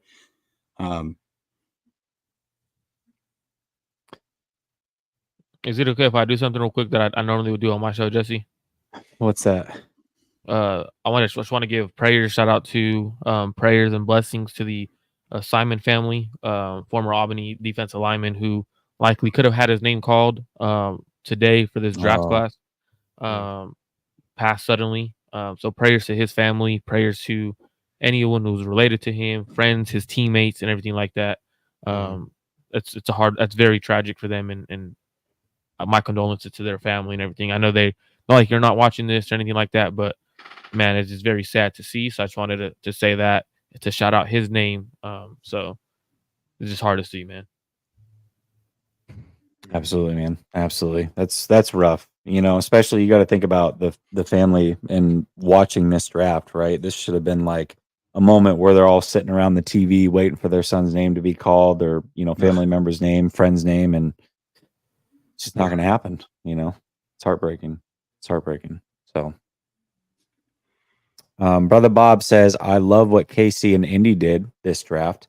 Our division got better. I agree with both Our division fronts. did get better. Lindsay G says, are we seeing less reliance on the trenches to reflect not holding calls in the Super Bowl for Kansas City and anticipating rule changes in favor of the offensive scoring? Listen, that is some crazy 40 chess. If that's what they're doing, that's not ideal. Even Kansas City, who they're holding merchants at times, they address and win offensive tackle before we did, and they've got 3 elite interior offensive linemen already. So they even went trenches as far as that goes. So I hope that's not what they're doing, Lindsay. I thank you so much for tuning in and giving a super chat as well. Appreciate you. If that's their plan, that's a stupid plan. Like, you're going to rely on the refs to help you, to bail you out and let your offense hold. Like, right. That's just kind of a very interesting way to do it. And if you look at, and I get, so look, I get, we talk about a lot. Hey, the Chiefs held a lot during the Super Bowl, XYZ. So did the Niners. The only reason why we're not calling it out is because we're the team that lost. If we had beat KC, I guarantee you, KC fans are pointing out the times we held on defense, offense, XYZ. The times we scored, we held. Exactly. So it's like we're calling it out, but it's like, hey, guess what? Chiefs held, so did we. They weren't called. Like, they beat us because they had the better quarterback and the better team. It is what it is. Like, let's not put the blame on the refs, because a lot of times there should have been stuff that was called on us that wasn't. So I'm not a fan that likes to be like, oh well, we lost because they held. Nah, we lost because we lost, and we had the opportunity to put them away, and we didn't multiple times. I will say, I'd like to, go. You guys were going through some teams that you like that they draft. I will say a team that I'm not, and maybe they can afford to because they've had a pretty decent roster. But Detroit Lions, Terrion Arnold, I think is a nice young player. I wasn't particularly super high on any like first round corners this year, but Terrion Arnold, but then Ennis Rakestraw doubling up on that, which I'm struggling to figure out who he's going to be. And usually corners with his lack of juice at every level and any time is like it's an outlier to make it, and they took him at the bottom of 2. Giovanni Manu, I know Marco, you talked about that being, but that's a project, and it's a 4th round. Then Sion Vaki, another guy that's kind of like, I don't know if the Lions got a lot better with this draft, and maybe they don't need to be necessarily. But a team that I thought did, obviously the Chiefs, right? And I thought, who was the other team that I thought that I looked at that I really liked? Yeah, the Ravens. You see with the Ravens, like Nate Wiggins, Roger Rosengarten, Adiza Isaac, who I like more than Chop Robinson, Tez Walker. We'll see what happens. TJ Tampa, and then you get Rasheen Ali. I think the Ravens had a great draft. I think maybe the Ravens and the Chiefs. Steelers. Yeah, I haven't looked at the Steelers here. But then the Bears. They didn't have many picks, but they go Caleb Odunze Amagaji. Okay, which I thought good value where he was at. They draft a punter, which is you never do that. Well, you're looking for a guy to get there. That's fine. And they had Austin Booker, and they're done with the draft. And they go next year. So to me, I thought that was efficient use of their draft picks without having a lot. Yeah, the Steelers, I think, went with 3 offensive linemen and 3 guys that you would probably have pretty high on your list. So that's you definitely have to go high there. And the Seahawks as well. Somebody mentioned it. They again, not a lot of picks, right? They didn't even have a second rounder, but they went Byron Murphy. Then they came back in round 3 with Christian Haynes, who I think is arguably the best guard in the draft, and they got him in round 3, right? So that's massive. That. He's from you got Tyrese Knight, AJ Barner, and then Nehemiah Pritchett at round 5. I love it. That's a very, very good draft from them, in my opinion. So I think their first 2 picks were great picks. After that, it's like solid needs, for Like sure, for sure, and for that's how sure. you, in my opinion, like for That's how example, you draft. the like I said, upside, right? Christian Haynes is he's an older guy. He's 24, just like the Niners guys that they signed. But his upside is Pro Bowl level guard. He's the best guard in the draft. It's like you can argue that. You could argue that he's the best guard in the draft. And here we are, diddling around with Joe Feliciano and Spencer Burford. Like, come on. Well, and I think that, yeah, and that's where the question is with Purdy. I know you said, Marco, that you envision him as center. And then I saw some other guys saying that he might actually have the movement ability, right, to like play tackle if he needed to. And that's where I hate giving comps, but you know who my comp was when I was like the guy who just kept coming to my head when I was watching Purdy? He's a former 49er. Kyle was super high on him when he signed him to a big contract. Thought he was a hell of a player, but he got injured. Weston Richburg. That's who he reminds me of inside. Like when I watch him, when I was watching, this guy kind of reminds me of someone, and I don't know why. I was like, man, I don't normally do comps. I hate comps because I hate comping players to be like, I'm like, this guy kind of reminds me of Weston Richburg when he was with the Niners inside when he was at guard. So if he can move into center or play guard, like that's a really good pick for the Niners if they got someone like that who could be a really good player. We also got to remember Richburg was a really good center for the Giants, and then when he came to the Niners, he got injured. But the Niners were really high on him. They paid him good money. Weston Richburg went in the second round when he was drafted. So if they could get something like that out of Purdy, that's a hell of a pick. Like it's all about what can you become, and I think he could become a Weston Richburg kind of guy. Well, what I didn't know about Purdy is that he is. My son is a huge wrestling fan, but he just turned. My son did turn on Roman Reigns. My son turned on the Bloodline, so I have disowned my son because I do put up. I put up the ones because, and it's like but Purdy does come from big Samoan family. Did not know that was the Bloodline. They were all ready to go. His video of getting drafted was really cool. And I'm a big draft. If there's offensive linemen who are Samoan, yes, draft them. Yes, draft them. And I mean, he's a beast, right? He's strong as hell. And there's this clip going out where he's like an oak. Yeah. Yeah. Where there's this clip though where he chips over here and then he all of a sudden realizes like, oh shit, my whole other part of the offensive line is collapsed. Dude, and then he goes and takes on two blockers. And all he does, and his feet aren't perfect because they can't be. His feet can't be perfect because he had to it's not even his assignment. And all he does is he puts both arms out just like that and keeps that hole open for that play to hit. And it was just like, damn, man, this guy's a beast. Like this guy's real man strength kind of stuff. Right. So that was impressive. And he always I like what Arizona did too. Arizona had the best. I'll say it. Arizona had the best draft in the NFC West. In the NFC West. Well, let's go through it. Marvin Harrison, Darius Robinson, Max Melton, Trey Benson, Isaiah Adams, OT, Tip Ryman, Elijah Jones, another one that Marco really loved and I liked a lot too. Dadrian Taylor Demerson, they had a lot of picks. Xavier Thomas, Christian Jones, I know a guy that you don't really like, but they've got a lot of picks. They're volume drafting at this point. They acquitted themselves well to go into camp, get these guys some reps and see who comes out. I'm gonna push back on the I didn't like Christian Jones take because I liked Christian Jones at the Senior Bowl. I didn't like him as early as people had him. I had him as a 5th round grade. So where he went, it was like that's a great pick. Like it's exactly where I had him. I thought now when you're watching, he was an older guy, so he's a little more should be more refined as a prospect coming out. He's a little bit older, but he wasn't. But he has the ability to play tackle, so that's where I really liked him in the 5th round. You know who else that I believe had a phenomenal draft that we're missing out on? Yeah, Commanders.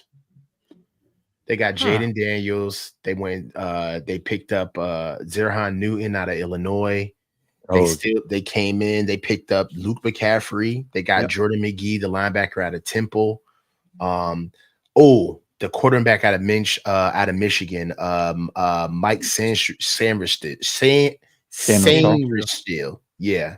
Yeah. Brandon Coleman, the guard out of TCU, was a good pickup. I like what Adam Peters. Ben Sinnott. Who? I thought that was a pretty tight end. Oh, Ben Sinnott. Yes, that was a good pick. Like that was a hell of a good pick. So one thing I like that what Adam did was he went the quarterback he wanted. Obviously, 2nd round went best player available. Newton's there. Like you can't. I get the injury concern. Went best player available. Hey, you got to go with it. Yeah. Then goes to a secondary. And then right after that, because they don't have anyone in their secondary that could play the nickel that they're going to be looking for. And then right after that, he could, you know what? My quarterback needs weapons and needs to be protected. Went and got him a good tight end, got him a guard, and then a receiver. Like that is how you keep young quarterbacks, and that's how you bring them up as a young quarterback. And you know what else you do? When you're in a team like the Commanders, you got to make sure that everything can't be flash in the pan because you're building foundational pieces. You're trying to rise the floor. You're trying to build a culture. So you have to go. When you get a kid like Jaden Daniels in the building, the first thing you have to do is you have to start taking care of the trenches. I love that he stayed so close to the line of scrimmage with the Commanders because the NFC East is a rough and tough division. Yep. Right. And he stayed on brand. Right. It takes savvy to go into a different enclave of the NFL and understand the nuances of just how football is played with these 4 teams. And I think a lot of people don't recognize that, even though we are playing in the NFL game where everybody kind of follows the same ways of going about it. There's also styles of football within divisions. Right. That you have to be able to be married to and make sure that you handle your team from a 10,000 foot view holistically against the league. But also you got to start getting some guys in the building to handle the teams that you're going to see 6 times during the year, no matter what. Right. Yep. So I feel like what Adam Peters did with the Commanders thus far, man, he's doing a really good job. I want to throw this out there too, and right here in the super chat, Eagles did a good job as well. You got Quinyon Mitchell, you got Cooper DeJean. Now, I'm not a big DeJean guy, but I feel like DeJean fit a few teams, and the Eagles are one of them. You got to remember who they. And you got to remember who they picked up as their defensive coordinator, right? And so with him there, it's like you need the versatile guys play. You got Jalix Hunt, which will help them in the future. They've got, good edge rushers now, but you're always trying to build. You got Will Shipley. And the one thing that nobody's going to talk about really is they traded back so many times that they picked up a 3rd, 4th, and 5th rounder next year. That's always a good thing. You know what I mean? And it's not sexy now. I get it. But if you don't feel like guys are there or you feel like your guys can be got later, why not pick up future assets? I have no problem with that at all. So I like that as well. And one thing we could talk about too is a team that was super close to beating the Niners in the playoffs. The Lions, they addressed corner right away. They went Terrion Arnold. Now I agree with David. Maybe they spanned it a little too much, right? To crush the draft. But overall, you got 2 guys, and you're just going to let the best players win. I know you went and traded for one. You've got a good slot corner already, but you went and got 2 guys, and you're like, hey, everybody's going to have to earn their spot on this team. So whoever ends up being the best, we're making sure that the secondary is addressed here. That was their biggest weakness. They certainly addressed it. One player I don't think has been drafted that I think I would love for the Niners to take. I don't know if he's been drafted or not. It's the kid who played in, was it the Canadian Football League, Quantress Diggers? Oh yeah. I would love for them to take him, in the 6th, 7th round. He's not he's not been taken. I know he's not, because he's a guy who he's a playmaker, and he's one of those guys who he has the pro level ready. Like he could come in and play for you right away, or he could sit a couple of years and he could be that guy. So it's, for me, I'm like, man, I wonder if the Niners do go a more pro-ready corner, because when you look at it, he may be playing next year. He may be playing this year with injuries. We got to remember, Charvarius Ward had a core surgery. So I was talking about the core surgery with Jay Harp, and Jay Harp said, man, he goes, that core surgery is brutal, man. He goes, I had that in college. He goes, and after that, I never had the same athleticism and same abilities after that, bro. He was like, that core surgery killed me.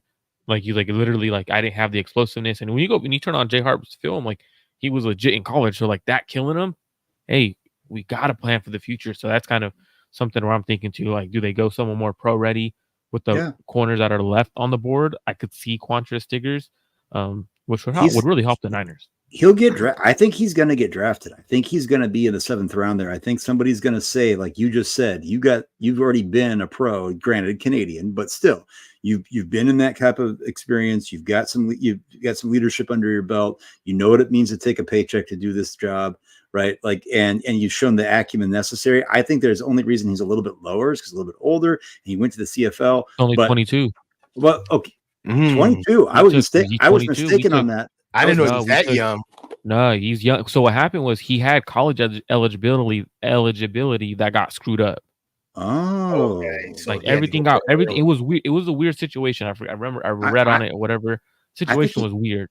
He's going to get drafted. I think he's going to be a guy that gets that somebody takes a flyer in the 7th, and I think at 251 would actually be a perfect spot. Look at his, and I know David. I know you're high on the raw score, right?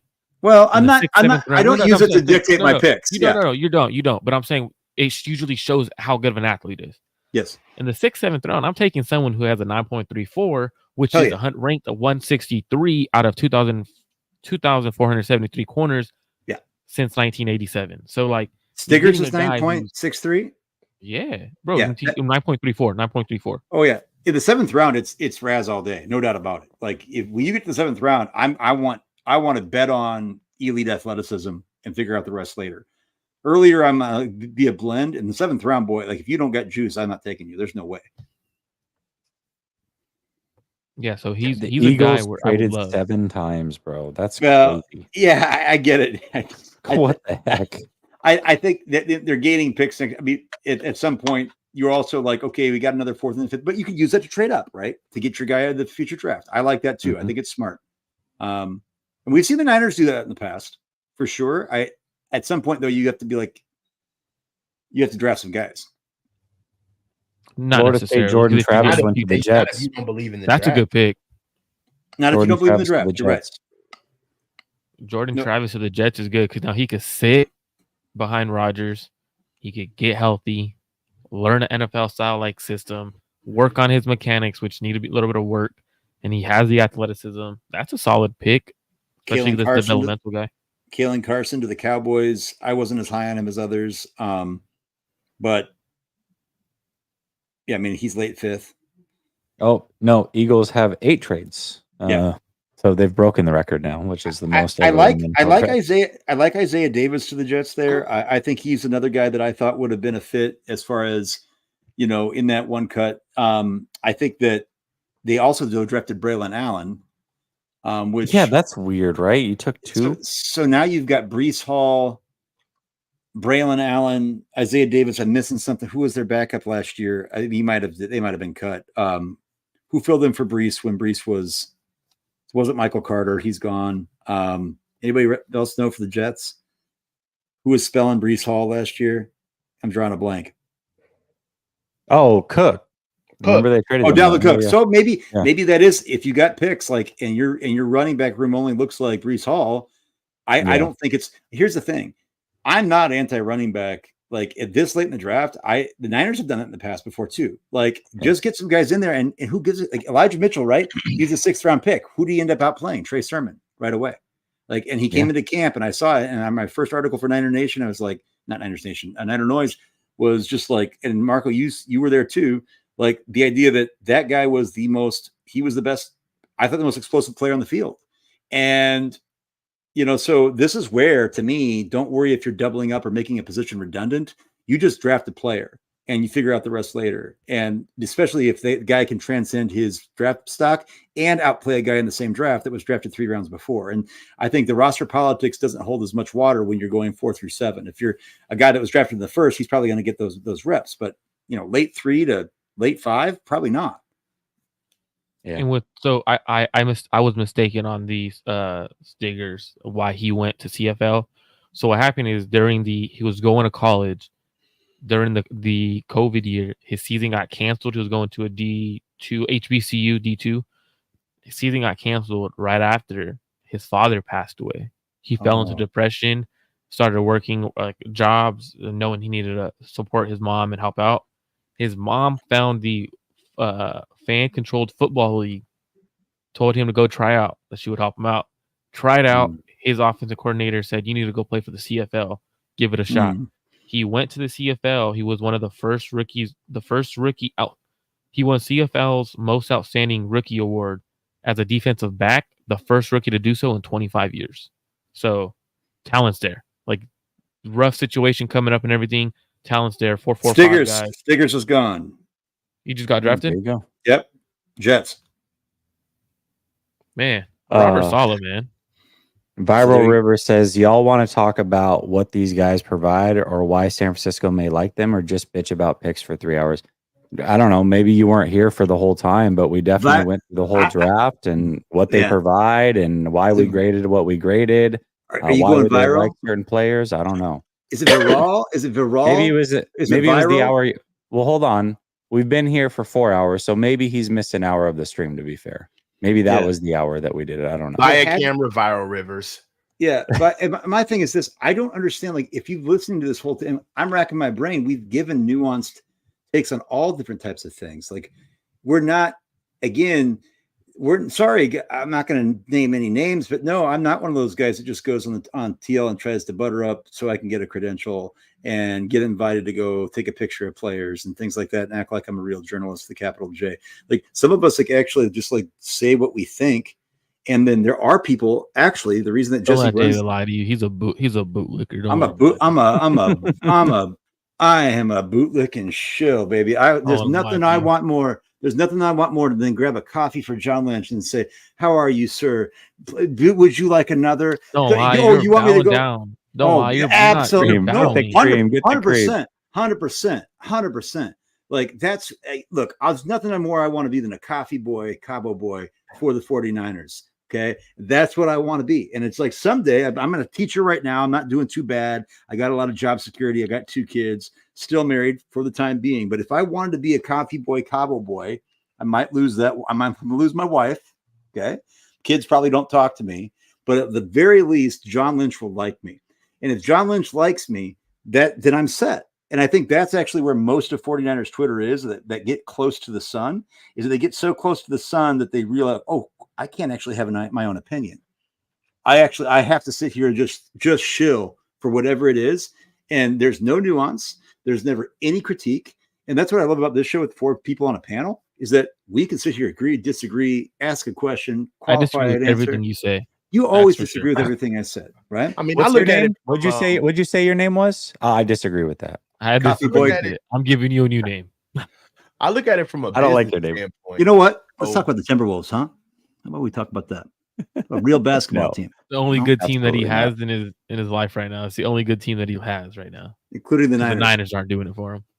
I mean, I see it from a business standpoint, guys. Like, we've been watching sports our entire lives, right? Yep. And you know, the dirty secret is every business leverages their consumers in a way that we'll never get that back. And what I'm talking about is engagement. I'm talking about eyes. I'm talking about energy. I'm talking about conversation. I'm talking about money, tickets, merch, airwaves, TV contracts, radio contracts, YouTube. I mean, these guys have an entire conglomerate wrapped around them where they make a shit ton of money. You know what I'm saying? And I feel like if you feel yourself not finding anything wrong with what the team is doing or the organization, then their business product is working on you. They don't survive without this conversation happening right now. This is why they're the 49ers, okay? Because they have people here giving a damn about their moves, their picks, and there's a business relationship that we have with them. We give you our eyes, we give you our attention, we give you our money, Okay. We're the ones that fill the seats. We buy all of the overpriced merch and food. Okay. We show up to the games. So, yeah, I want to critique. I want to be able to see if we're the best that we can be. Like, that's what the deal is. Like, what are you, like, ashamed to ask for a standard? Like, no. Like, I gave you something. You want me to sit? Well, you want me to come and be a part of the show? You want me to come to the games? You want me to cheer you on? Then when I see some shit that's not up to snuff, I'm going to say something about it. Like, that's just the way it works. So, like, if you find yourself being upset over critique, being upset over complaining, like, then, you know, that's, and if coach, if you think about it, the Niners notice everyone who's making content, man. They don't just go say stuff. They don't go say stuff to the media. Be like, for example, Kyle Shanahan said, well, I might trade up into the 3rd round and get a running back. You know, can't help myself. That's because he sees everyone on social. They see everyone on social media talking about getting a 3rd round running back and it being a bust. Like, that's the stuff that they see. Like, they don't just say stuff like that or address certain things that social media, Twitter, content creators are making and saying for no reason. Like, they see how big of a platform that the content creators have. And to be honest, content creators have a bigger platform than journalism. At this point in day and age, content creators are a bigger platform than journalism. The only thing journalism has is they have access to the team. That's the only difference. They have access. And they're coming over, though, to the content creation side. They're coming over here because they know the viable eyes and the which is smart. The viability of the money is in content creation. Yes. They know that this shit takes work. The consistency to continually turn on your camera, have a point of view, give your opinion, stand on your opinion, whether right, wrong, or indifferent, and to keep doing it time and time and time again is not easy. All right. Go ahead. No, I'm David. Sorry. No, I interrupted you. You keep preaching, brother. No, I was just saying, like, and what it is that you have to understand that we have a business relationship with the 49ers. Mm-hmm. We spread the good news and we critique it, good, bad, or indifferent, and they keep giving it to us. All right. Because if nobody comes to the games, if nobody turns on the televisions, then they don't make any money. Yeah. Where do you think the money that they're getting paid with comes from? Well, where?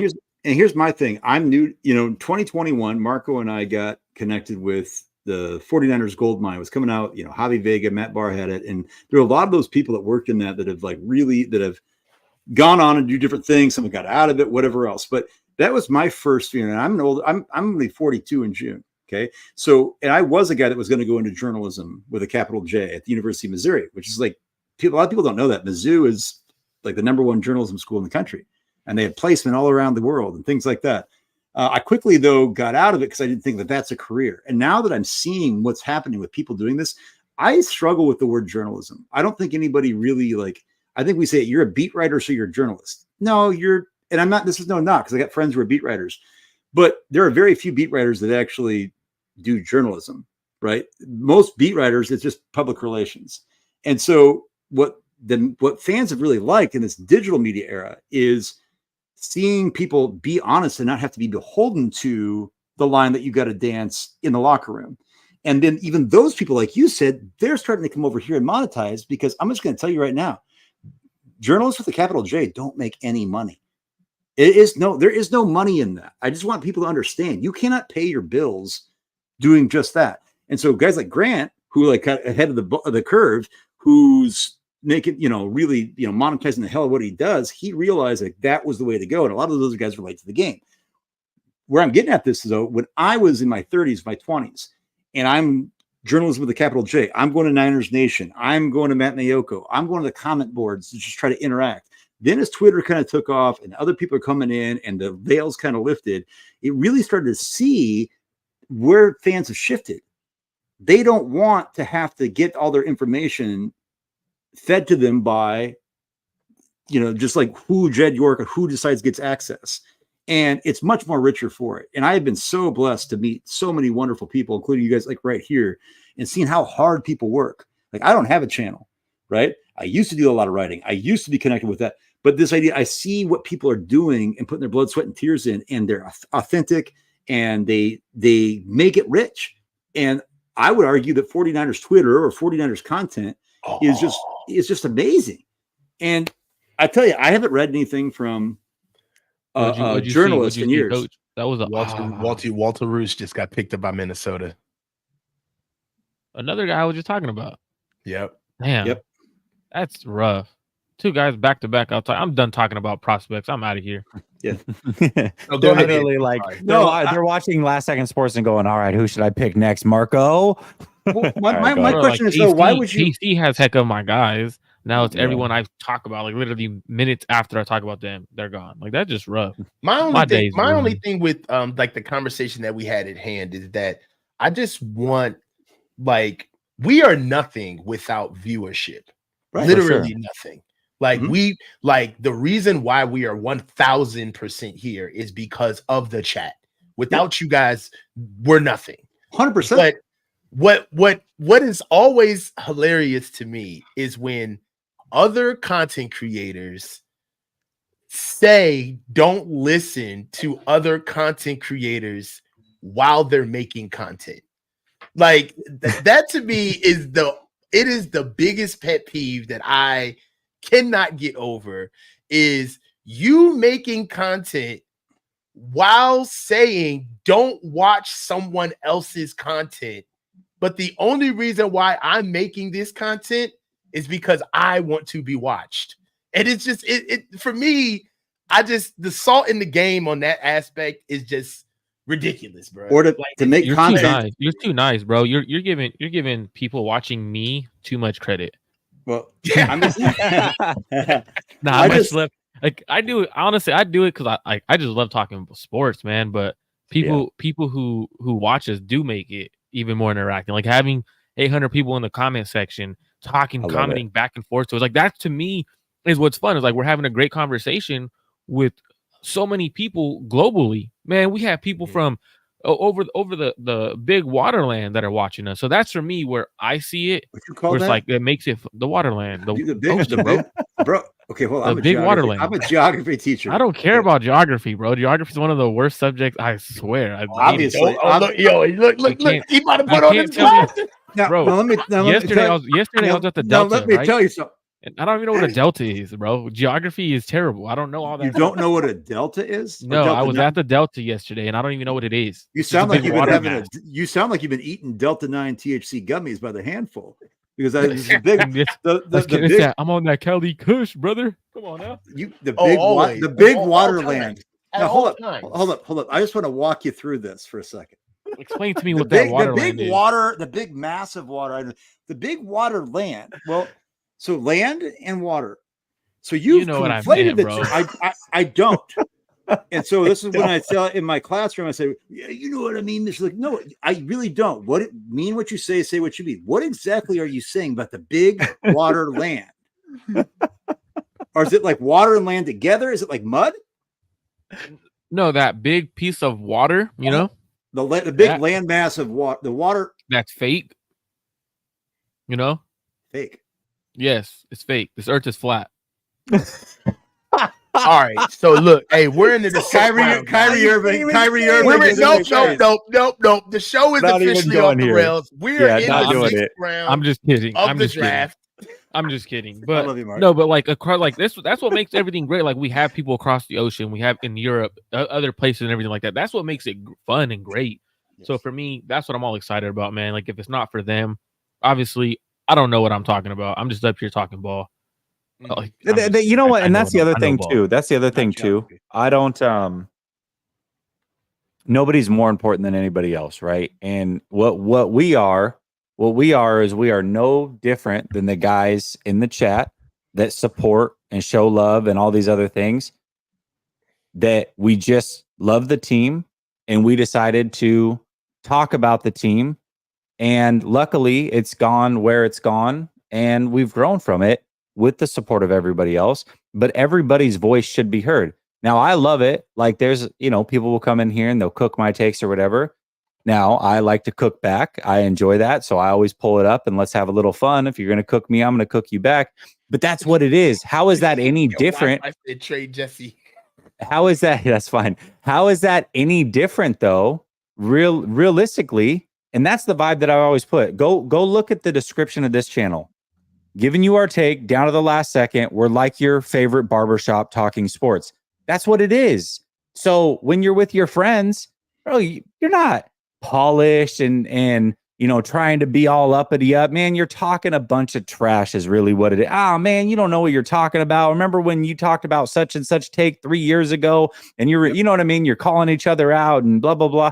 That's exactly what this is. At least for me, that's what it is.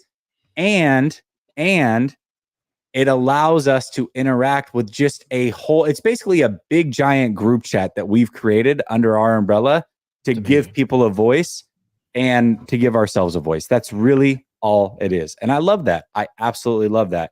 And Wi-Fi, did you say trade me? You're not going to get anything for me. It's not worth it. Trust me. It's not worth it.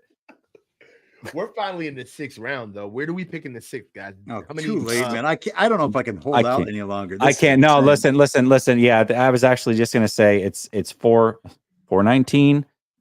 We've been doing this for 4 hours. 4 hours.